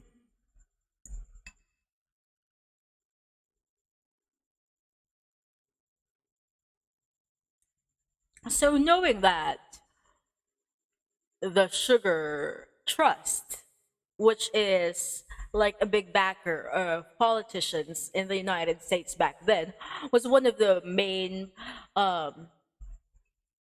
forces that pushed for the Philippines to become colonized so that they can grow their sugar here. They also had like an opposing force, which is the sugar beet growers in the United States. And they were protesting against this threat to their interest. Representative Martin of Colorado, a sugar beet growing state, demanded an investigation into what he charged was an illegal transaction. He accused the then President Taft and Secretary of War Root of complicity in the land deal. They're like, no, no, no, no, what are you doing there? You're siding with the Sugar Trust. Why are you letting them buy this amount of land? Blah, blah, blah. Before his appointment, Root had been a prominent corporation lawyer who counted among his clients such economic giants such as the Union Tobacco Company, the United States Rubber Company, the Lee Trust, the Whiskey Trust, the Watch Trust, Standard Oil Company, H.F. Havenmeyer, and the Sugar Trust. Certain intriguing facts surfaced in the course of the congressional investigation. The representative of the Sugar Trust, who had been sent to the Philippines in the initial phase of the negotiations for San Jose, was a legal associate of the brother of President Taft. Dean Worcester, not Dean Winchester, that's a totally different person, who had served with Taft in the Philippine Commission, was now Secretary of the Interior in the insular government, handled the arrangements of the transaction. Governor General Forbes and the Philippine Commission amended the Friar Lands Act to allow the government to sell friar lands without acreage limitation. You know, remember there was a limit so that everyone can buy their land? Sussy. Taft's own active pressure in the past for revision of the Organic Act of 1902 to allow the ownership of vast plantations by Americans was also recalled. To make matters worse, it was discovered that after Taft had become president, the Philippine Commission approved a number of questionable land leases. A friar hacienda known as the Isabela Estate, with an area of more than 20,000 hectares, had been leased to a group of Americans in Manila. Dean Worcester, his own nephew, had leased a 977-hectare estate in Nueva Ecija, and Frank Carpenter, the executive secretary of the Philippine Commission, had leased the 13,000-hectare Tala estate. The arguments Worcester advanced in defending the San Jose estate transaction anticipated the typical colonialist justification for future exploitation. He alleged that the venture would give gainful employment to many Filipino laborers. So they're just like sugarcoating it, like, oh, we're giving them jobs. And it would be a valuable demonstration of efficient production methods for Filipino sugar growers. Because until this time, they're still pretending that they're doing this whole big brother thing on us, where they're just mentoring us. The Philippine Assembly, reflecting the interests of Filipino hacienderos and mindful of public opinion against land grabs, registered its opposition and in 1914 enacted a law which included friar lands under the purview of public lands and therefore subject to the limitation of 16 hectares for an individual and 1,024 for a corporation. But the San Jose transaction was allowed to stand. To rescind it would have embarrassed the officials involved, especially since the investigation conducted by the United States Congress had ended in a whitewash of said officials. Let me just scroll down and eat some more. Yeah.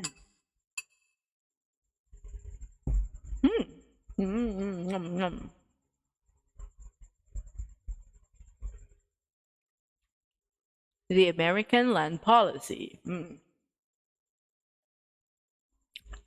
So the land policy of the Americans here in the Philippines was conservative. Although the colonial government declared its desire to broaden the base of independent land ownership, American interests clearly lay in not disturbing and indeed in strengthening the system of land ownership that had developed under Spain. And land ownership in Spain was not very good at all. It was very exploitative. It is not surprising, therefore, that policies officially intended to encourage the growth of a class of small to middle farmers were only partially implemented or eventually redounded to the benefit of large landowners. Hacenderos. What happened to the friar estates which the Americans purchased is a good example. Two other policies may be cited, namely the land tilting drive and the homestead program. The Philippine Commission set up a procedure for the acquisition by landowners of Torrens titles to their property and simplified the method by which individuals or corporations would acquire agricultural land. Poverty and ignorance, however, prevented small farmers from protecting their property by acquiring necessary land titles. So it's exactly the same thing that happened during the time of the Spanish, wherein the people didn't really know what is up. And these rich people were taking advantage of it. Oh, we're talking about the land policy, Ivan. And yes, it's very, very um, history repeats itself, basically. So again, the poverty and the ignorance of the people prevented them from protecting their own property by gaining land titles. On the other hand, landlords were able to legalize through the torrents titles, even if their claims to lands which they had usurped and, basically grabbed through fraudulent surveys and other means. It is significant that almost all of the titles granted by the Court of Land Registration up to 1910 were for large private land holdings. So the promise of this being for the regular farmers, the tillers of the land, it was built on utter lies. Although the Americans wished to encourage the cultivation of hitherto uncultivated land, the homestead program did not succeed. For one thing, the Americans failed to take into consideration the fact that Filipinos do not habitually live on the lands they work, but in poblaciones and sitios. Because, if you would remember, during the time of the Spanish people, the Filipinos were basically told to live around this church, which we still have up to today. The poblacion, there's like a centro, norte, south, stuff like that. That is a remnant of the Spanish era where they were only sending a few people here. So to watch over the people better, they made the people like live around those the church, and all the important buildings are there, and the farms would be like a little bit further away.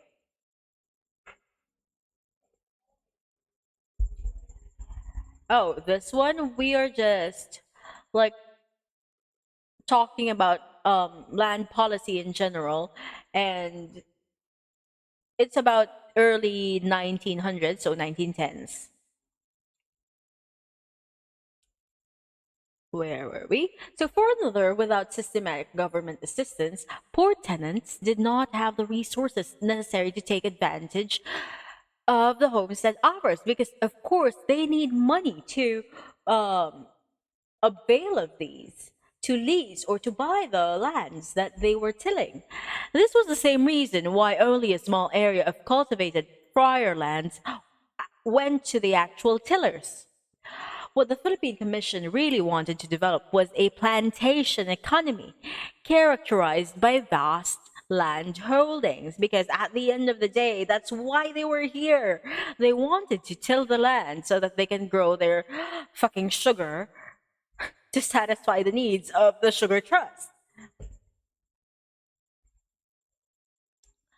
Thus, although the agricultural sector in the US, fearing competition, succeeded in placing a limit of 1,024 hectares on land holdings that corporations could acquire and 16 hectares for individuals, no legislation was ever passed to reduce the size of extant holdings, and no private haciendas were bought for subdivision among tenants.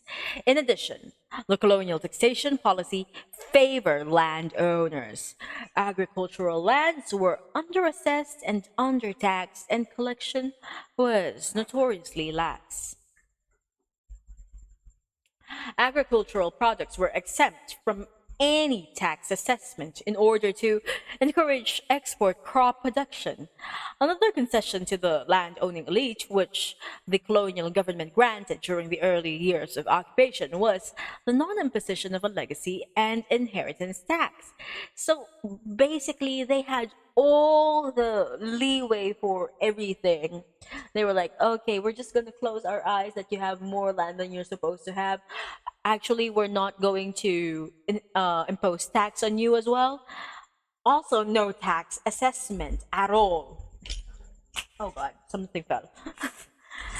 So the Americans had a twofold interest in strengthening the Filipino landed elite. Economically, it was the land holdings of this elite that provided the raw materials which the Americans required. Raw sugar. Again, thank you for the bid. Well, uh, economically, it was the land holdings of this elite that provided the raw materials that the Americans required. The demand for export crops was a powerful stimulus for more land purchases by landowners. Hacienderos enlarged their holdings and intensified exploitation to take fuller advantage of the demand for their products under free trade conditions. Again, if you will remember, in the beginning, there was like a limitation of how much they could export. It's like 300,000 tons. But later on, they were like, yeah, let's do free trade. So they just wanted more and more of that. Thus, the hacienda system that had been born as a result of capitalist linkage during the Spanish occupation was not vanquished. It was strengthened under the American rule, because unlike the Spanish, who didn't really see a potential in the Philippines, the Americans, they looked at the Philippines as a business venture. The tenancy problem worsened during the same period. Yes, it's just a shanderos being a shanderos. Like, you know what? One of my life goals is basically um marrying 4M. Matandang, mayaman, madaling mamatay. He has to be an asyendero, and when he dies, I totally have nothing to do with it. It was by mere accident that I fed him. I don't know. What do old dying men eat? Totally not a murder. And then what will happen? Um, I don't know. I don't know much about farming. Maybe we could break up the hacienda. Fuck that. Like, oh, your children wanted your land? Oh, I'm sorry, I donated them. I didn't know you had children. I totally forgot that you have, like, I don't know, a son and a daughter. Totally not my fault.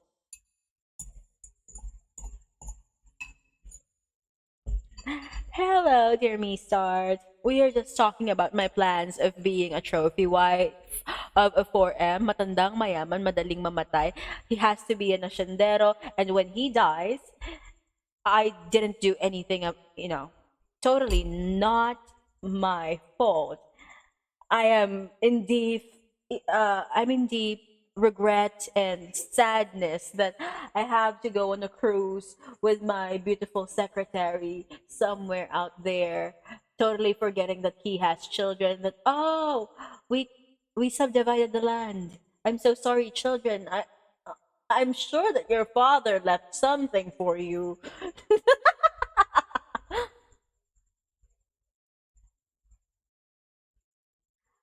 Oh, agriculture. that's a good course to take because it's something that really needs like more focus on. Like I don't know why I don't want to curse the government, but here we are again. They're really fucking up the industry. Like what the fuck is up? I I always feel bad for farmers, like, the small scale farmers who just want to make a living, and this whole government is not. This reminds me of that person. Who the fuck? I forgot what the fuck his name is. Uh, Basically, they were like, oh, it's the farmer's fault. They overproduce. Bitch! That's literally their fucking job. They're doing a good job of it. What do you mean they overproduce? It's your fucking job as the Department of Agriculture to make sure that, the produce get to where they are. Oh my god. Oh my god. Anyway, fuck the government. I don't wanna say bad things. I'm just gonna put pancit canton in my mouth before I wish them bad things.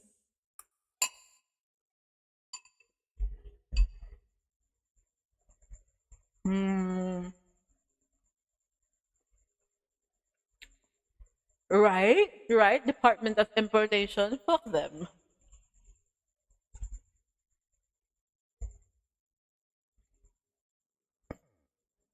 In reality, we don't really need to import if they are supporting our farmers. Like the fact that there is an overproduction means that they're supposed to be doing well right now. They are just not supported properly. And oh, if you are interested in buying products straight from our farmers, there are Facebook groups and pages that would help you with that. I forgot their name, but if I remember, I will definitely repost on my Facebook and on Twitter. What they usually do is they contact the farmers directly who don't have a way to bring their products cheaply in Manila or in other places. Because, if they don't bring it there, the products would go bad. So what they do is they just buy everything and then sell it to members of the group. And since you're buying directly from the farmer, there is no middleman. It's a lot cheaper, and at the same time, you're helping the farmer who is probably going to be abused, well, not abused, exploited by the middleman. They try to buy their products at a very very low price, and then when it comes to places like the local markets, they would charge a very very very high price. And yeah, it's them who are earning, the middleman. And yeah, white onions. I want white onions for what do you call this, those things, onion rings. Hold on, I forgot the name of the whole thing. I'm following them on my other account. I'm not following them on my YouTube account, so I'll have to figure it out. But if you know, if I remember, I will definitely post it even in my server, just so that you know you can probably buy from them because you don't have to buy a lot. Like from what I remember, it's just there's a minimum of a few kilograms, but the prices are very very good because again you're buying directly from the farmers, and sometimes they even include like other stuff. They usually package them as like several things at once so that they can buy multiple from multiple farmers. Where are we? Hold on, let me just check. Where are we? So, oh, let's go back here. Politically, the landed elite constituted the most stable allies of American colonialism, and many of them were recruited into office because they're the ones supporting this whole thing since they're profiting from it. Their prosperity gave them a definite stake in the colonial setup. So you're seeing a pattern here, even in uh, the Spanish times, it's the elite, the people with a lot to protect because they have money, they have land. They're the ones who are siding with the oppressors because these oppressors help them make more money. The triumph of American business. The various economic legislations culminating in the establishment of free trade were all designed to produce an economic climate attractive to American traders and investors. The response to the lure of profits in the new colony was prompt and strong. Soon, most of the old Spanish and European houses were being replaced by American firms. So it's just under new management, basically. The following facts and figures demonstrate how quickly the economy of the colony was taken over by the Americans and tied securely to the American economy. So these figures and facts, you don't really need to learn them like the statistics, but what you need to see is the pattern. Okay, in the 1900s, the U.S. share in the total value of the import and export trade of the Philippines was just 11%. By 1910, just a decade after, that 11% became 41%. Another decade later, 41% became 65%, and 15 years later, it's 72%.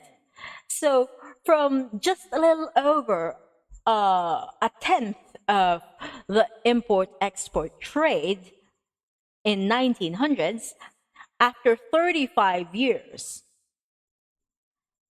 it's 72%, almost three-fourths of the entire market share. In 1899, the Philippines purchased only 9% of its total imports from the United States, less than a tenth, okay? By 1933, the proportion had risen to 64%. In 1899, 18% of the Philippine exports went to the United States, so one-fifth less than. By 1933, the figure had risen to 83%. Hello, Manika! Hi, hi, hi! Welcome, welcome! Yes, this is the Philippines of Past revisited by Renato Constantino. We're now at chapter 15, and I'm just like establishing how the American economy in the Philippines rose significantly from what they are before and then after they colonized us, basically. So the Philippines imported manufactured goods and exported raw materials. This was disadvantageous for the country because, relatively speaking, it was buying dear and selling cheap. So totally not making any money there.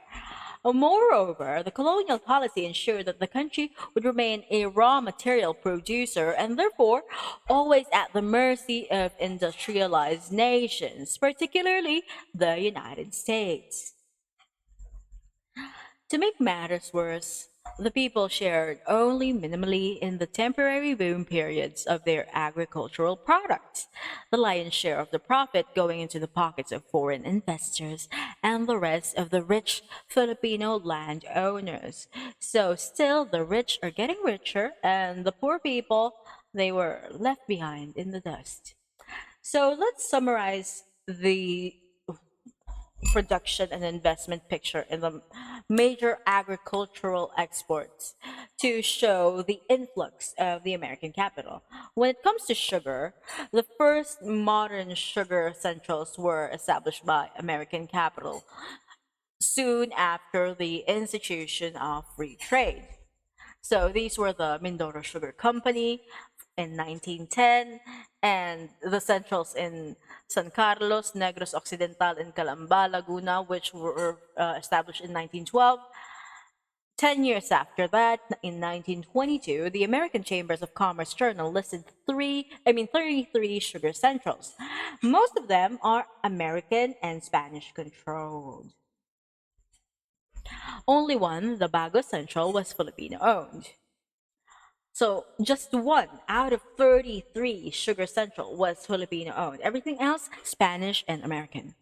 From 1920 to 1934, the area planted to sugarcane increased by 55%, and sugar production rose up by 200%, doubled, tripled even. Sugar exports in the United States more than quadrupled from 1920 to 1930. By 1935, of the total capital invested, 43% was Filipino, 33% was American, and 23 Spanish.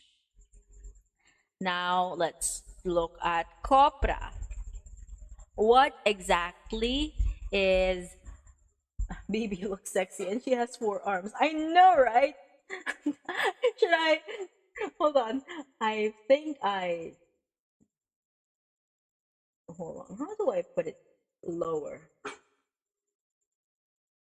I'm having a hard time looking for my. Let's look. There we are. YouTube suit. It's only up to here. Okay. It should be up to there. There we go. This is the right. Okay. I we have established that I have 4 arms and I'm wearing Zumba. But let's talk about copra. So, copra, or the dried sections of the meat of the coconut, because there's a lot of things in the coconut that you can use.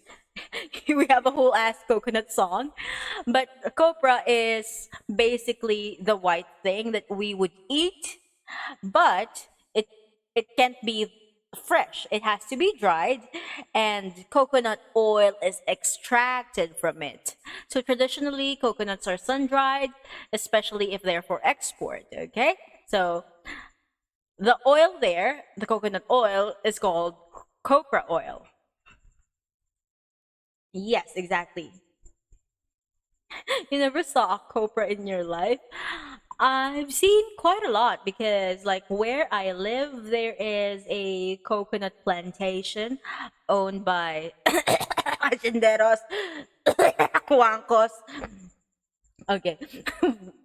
Anyway, so yeah, so copra, we're going to talk about like the digits, the numbers. Okay. The development of the soap and margarine industries abroad simulated the production and trade in copra because that is also used there. By the time World War I broke out, a quarter of all the copra in the world was being supplied by the Philippines. Imagine that. A quarter, one fourth of all the copra, the Philippines was the supplier. The war created a brisk demand for coconut oil. Its high glycerin content made it highly priced in the manufacturers of explosives, so that by the time that the war had ended, 40 fairly large coconut oil mills were in operation in the Philippines.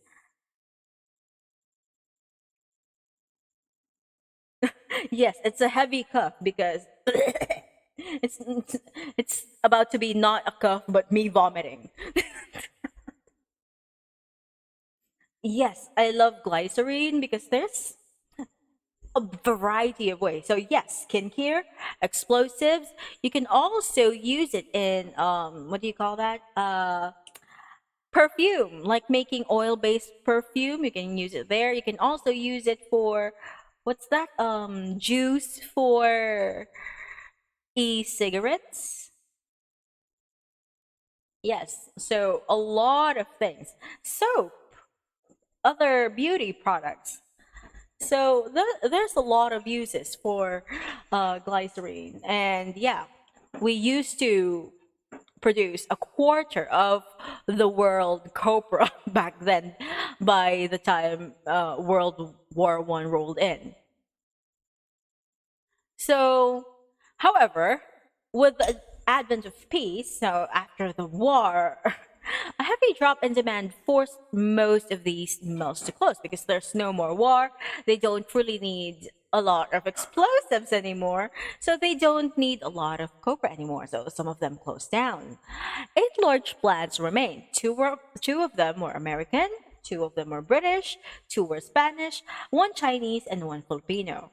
From 1920 to 1930, coconut exports including copra increased by 223%.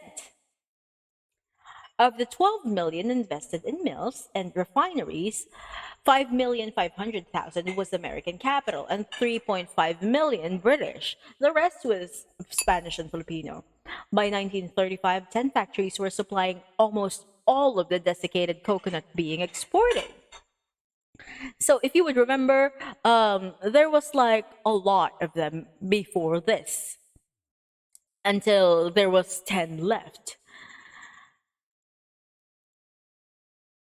6 of those factories, though, were American, 2 of them were British, one was Chinese, one was Japanese, and the 3 largest soap factories in the Philippines were American, Swiss, and Chinese.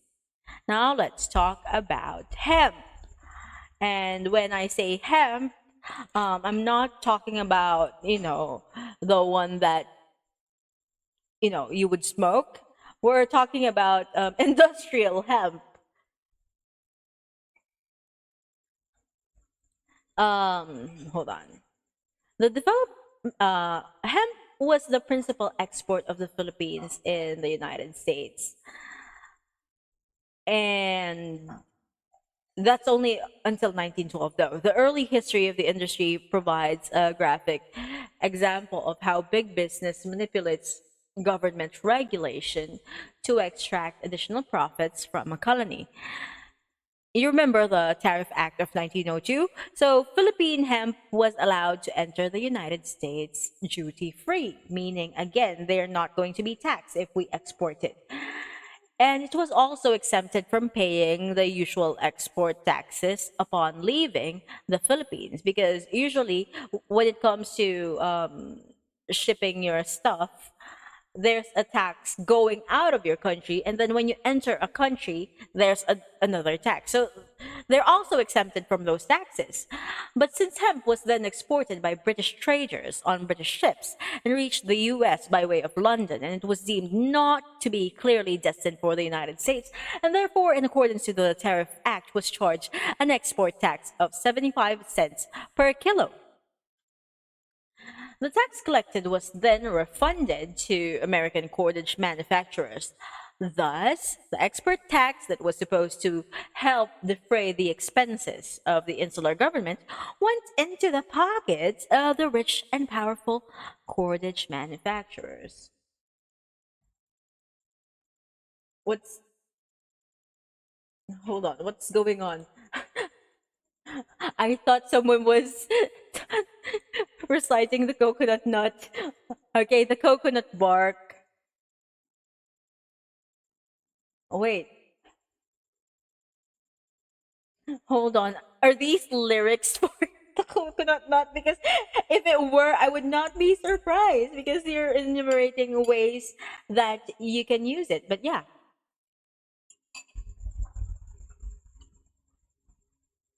hold on, let's continue. So year after year, the Philippine Commission protested this raid on its revenues. They were not happy about it. Its complaints fell on deaf ears. The US cordage manufacturers were so powerful, they could even interfere in military operations. During the campaign to suppress Bicolano resistance under Simeon Ola, we've already talked about him before, I think, General MacArthur ordered the hemp ports closed since some proceeds from the hemp trade were going to the revolutionaries. They wanted to cut them off financially so that, if they don't have money, where are they going to, how are they going to fund the revolutionaries? How are they going to eat and buy all these things that they need to fight the Americans?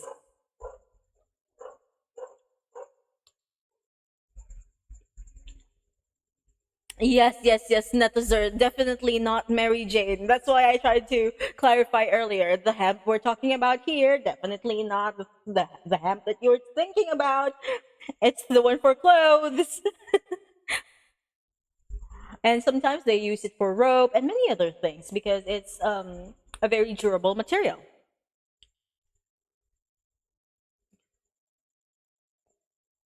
No, no, no, not the one that you smoke. Definitely not. But imagine though. Where are we? Okay, so the cordage manufacturers had MacArthur's order rescinded by the Secretary of War. The hemp importers, the Americans, received over 4 million from the refund bonanza between 1902 and 1910. The biggest beneficiary was International Harvester. Because of this refund, cordage manufacturers were getting their raw material cheaper than anywhere else in the world. Yet, they still used their practically monopolistic control to depress the price they paid Filipino farmers, because of course they will, from 170 dollars per metric ton in 1902 to just 97 per metric ton in 1911. Usually the prices would rise over time because of inflation, right? But for them, they're just trying to earn as much as they can.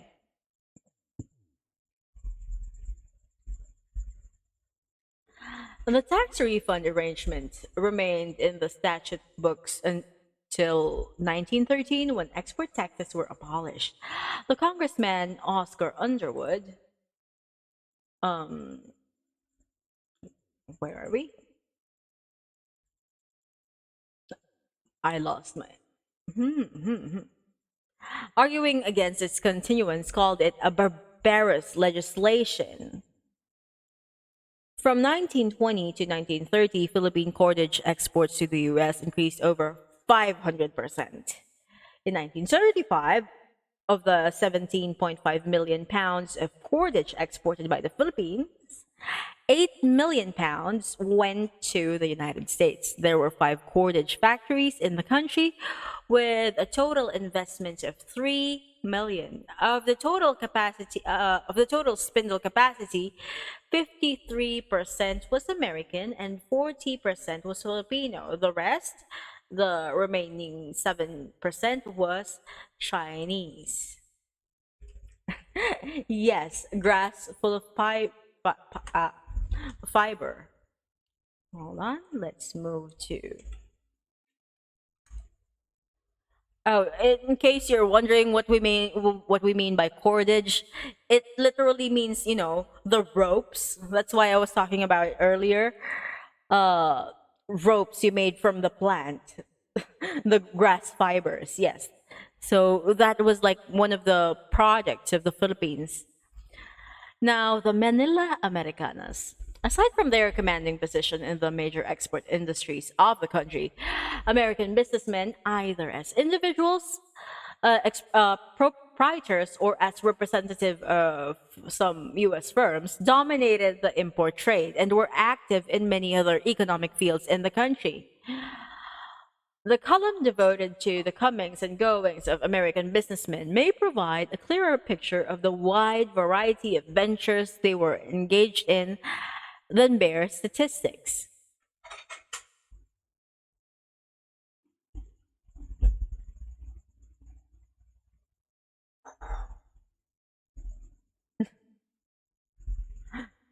People might go in here and think that, oh, they're talking about Mary Jane.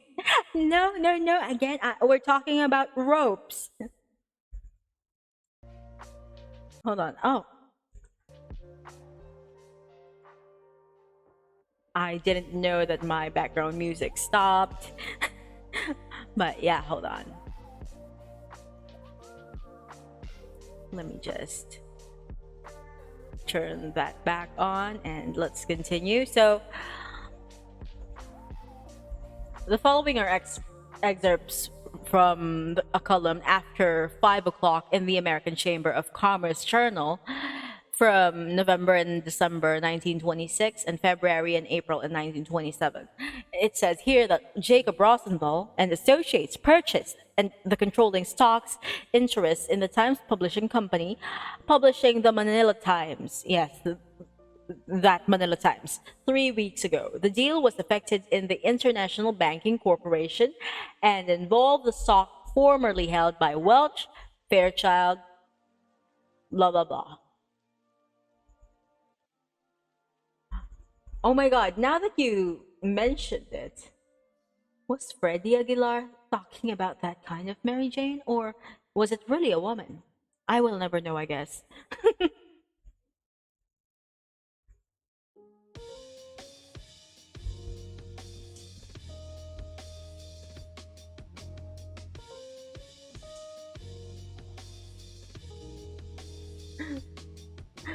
Hold on, let me just read the comments. Ah, Ivan, yes. No, no, no, no. So, DG Beebe, Basilan Island coconut grower, returned to the islands from the US early in October, reporting more interest in the Philippines among the people at home. Roy C. Pitcairn and family returned to Manila in October from their homeland visit. Mr. Pitcairn is the manager of the Hawaiian Philippine Sugar Central at Silay Negros Occidental and one of the island's most representative sugarmen. Sorry, I am a child at heart. He said sugarman. Okay, so they're not zaddy, but they have sugar. W.G. Hall of the Honolulu Ironworks, which only recently acquired the interests here of the Karen Neal Engineering and Machinery Company, is making one of the periodical trips to the islands. R.A. McGrath, president and principal owner of the United States Shoe Company, making the famous hike shoe, returned in mid-October to Manila to take temporary charge of the business here, blah blah blah.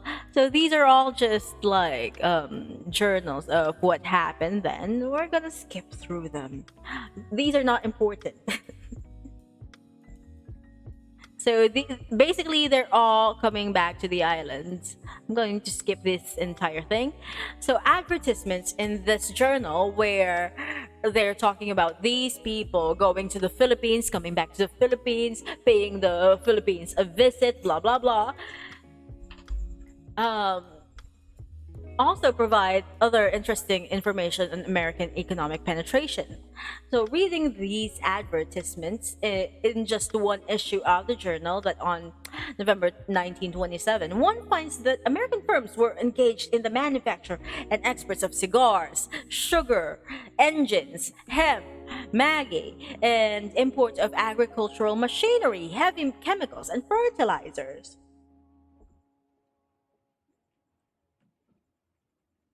Besides the executives of big American firms and the individual businessmen who came up to set up new ventures here, there were also many American civilian employees and military men.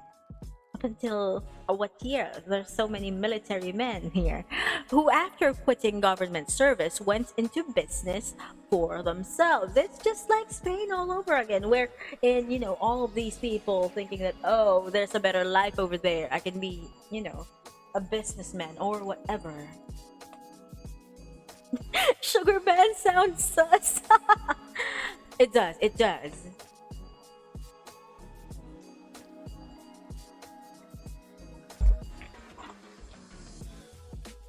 Yes, Ivan. I like the 4M better than the Papa de Azúcar. No, I don't do that. I just want 4M. Matandang mayaman, madaling mamatay. Charot.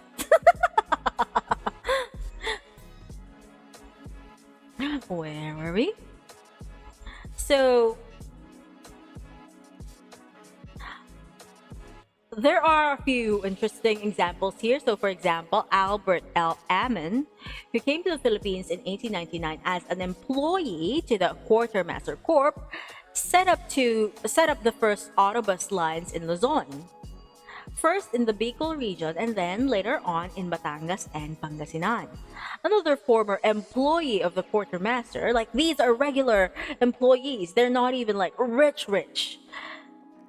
George C. Arnold pioneered in the manufacture of coconut oil. He built the operated several oil mills. And then we have Frank H. Gullet, who came to the Philippines with the 33rd U.S. Volunteers and later on joined the Manila Police Force, became a movie magnate. In 1916, he owned the Lyric and Savoy theaters in Manila and a string of provincial movie houses from Apari to Jolo.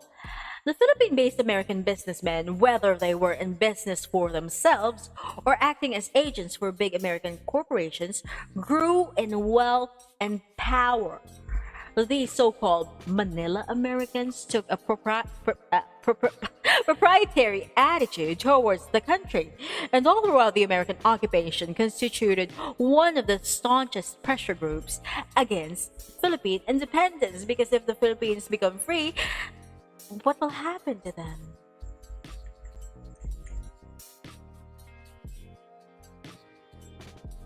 Oh wow, we are doing science now in the chat. Consumption habits. The influx of duty-free American goods drastically changed the consumption habits of the Filipinos and produced a buy-stateside mentality, which still persists up to today. You might have heard, like, I don't know, your grandmothers or your parents even talking about, like, this one is imported, so it's better quality than our own products.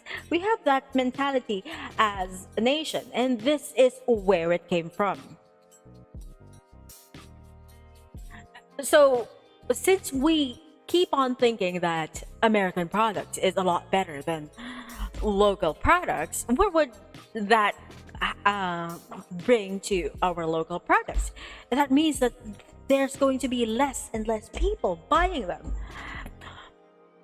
One notable example is the smoking habit of the Filipino. During the Spanish occupation, the Filipinos were heavy consumers of cigars and cigarettes. We produced it. Years of dumping of American cigarettes produced a gradual change in smoking tastes. A preference for Virginia-type cigarettes was built up, which persists to the present, to the detriment of the local tobacco industry, because if you would compare it, the American produced tobacco, well, not tobacco, but like cigarettes, look very different from like the cigarette that we all know that the lolos and lolas use. The brown ones without, what do you call those, stopper thingies at the end. So when we say Virginia cigarettes or Virginia Slims, they are the standard cigarettes, like the 23 millimeter circumference ones, usually produced by Philip Morris International. Yes, a filter, yes. But yeah, we already produce cigarettes. But since there's an influx of these new cigarette products, the Filipino people got used to it. So by 1914, it was already possible for Lidget and Myers Company to open a branch in Manila. By 1921, the company established a cigarette factory, and soon, Lidget and Myers brands were being sold in every province of the archipelago. The transformation of consumption habits, which was characterized by a shift to American products, has been interpreted as a mark of modernization of Philippine society. Actually, it was merely a part of the essential continuity in the evolving economic pattern that first became discernible in the 19th century.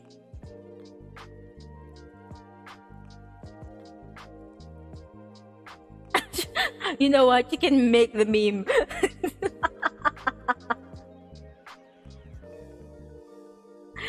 Hold on, where were we? So,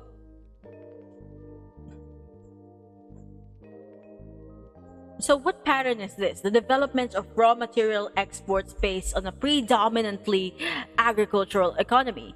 American policy may therefore be generally characterized as a ratification and rationalization of the status quo. Tariff policy ensured that the profitable development of agricultural products for export in exchange for American manufacturers, and American land policy favored the traditional landed elite, who in turn became the brokers for the continuation of American colonial control and used their influence with American colonial officials to shape policy in their favor. Free trade was based on the assumption that the exchange of American manufacturers for Philippine raw materials was an equitable, fair, semi permanent, quasi permanent relationship. The distortions in the Philippine economic structure were founded on the colonial motivations of the United States. Save for the processing of raw materials, industrialization was not encouraged. American investments produced increasing control of extractive, public utility, and commercial sectors.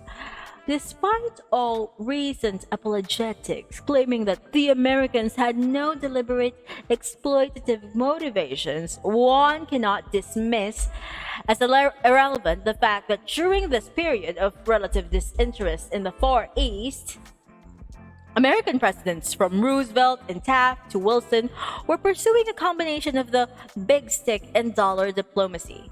It was during this period that American troops warred on Mexico, intervened in Cuba. And when I say intervene, I'm hold on, let me there, awake. They intervened in Cuba, the Dominican Republic, Colombia, and Nicaragua in defense of American business. They're not putting their noses anywhere where the money is not. It would be naive to believe that because American interest in Asia was not as strong as its interest in its southern neighbors, the crass motivations that impelled the United States to intervene in Latin America did not shape the American policy towards the Philippines. Rather, the cautious moves in Asia for the time being were perhaps dictated by the active involvement of the US in the affairs of its Latin American neighbors. For some, this caution may have obscured the imperialist goals in this part of the globe. But for the more percipient, the active program of intervention, again, intervention in Latin America presaged the era of neo-colonial control of the Philippines and other Asian countries. And that would be the end of this chapter. Any thoughts, reactions, violent reactions?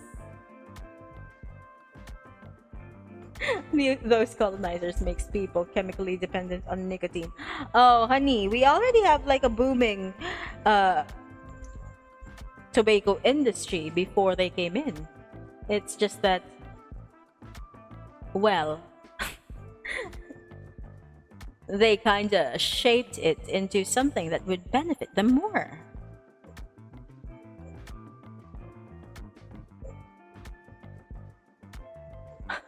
Oh yeah, they used to advertise it as something healthy.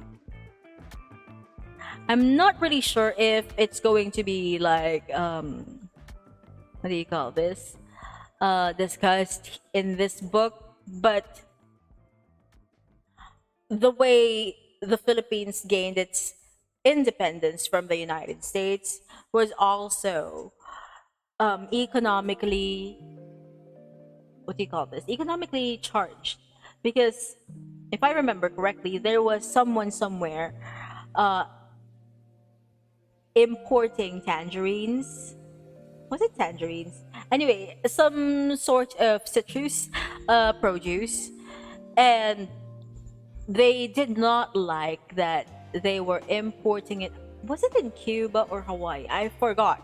But basically, one of the colonies of America, but that they don't want to be referred to as colonies, were they were like, we're importing from this country if they're not colonies, as you were denying, because you know America is so great, they're so nice, they were so benevolent, we don't do colonization at this day and age. If they're not colonies, that means they're part of the United States, and if they're part of the United States, therefore I should not be taxed when I import products from them. And that is how this whole thing unraveled. Yeah, it kind of looks like an orange, so I'm guessing it's a tangerine. I'm not really sure, but we will be discussing that sometime in the future. But for now, I've been talking for 3 hours. I should let you all go. Where should I send you to? Let's look. Let's see. Pineapple Pie is playing Dead by Daylight. Should I raid her? Yeah, I think we should raid Pineapple Pie. Oh, Casey.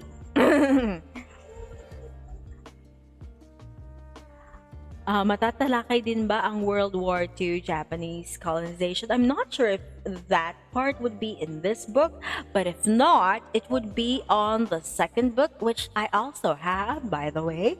I would also read it after. We're reading all of it, honey. That being said, Casey, ara ara. And yeah, so thank you for staying here with me. And that would be all for tonight. I'm thinking if do y'all have I'm looking for people to play with me. I want to play Terraria because I don't know. Terraria is much more reasonable than playing Minecraft. Minecraft is life consuming. Terraria, it's also life consuming, but not as bad as it. Thank you, thank you. Hold on, let me just move my. Hold on, who are we rating again? So our raid would be Makabibi raid. I'm going to hold on. I'm going to send you over to Pineapple Pie. How do I do that? Raid channel. Okay, so again, thank you for coming with me over here. And tomorrow I will be streaming again at 8. I know it's a Monday tomorrow. We're supposed to do Mystic Monday, but that is that is something that we will see if I have the energy for, because usually I don't like to read tarot cards when it comes to me not having enough energy, because it doesn't work out well. So if I don't have the proper energy, we might be playing either Nekojishi or Franbo, but either way, I will be seeing you tomorrow. Until then, au revoir, adios, annyeong, zaijian, sayonara, sampay jumpa, paalam aking mga minamahal. Baby, bye-bye.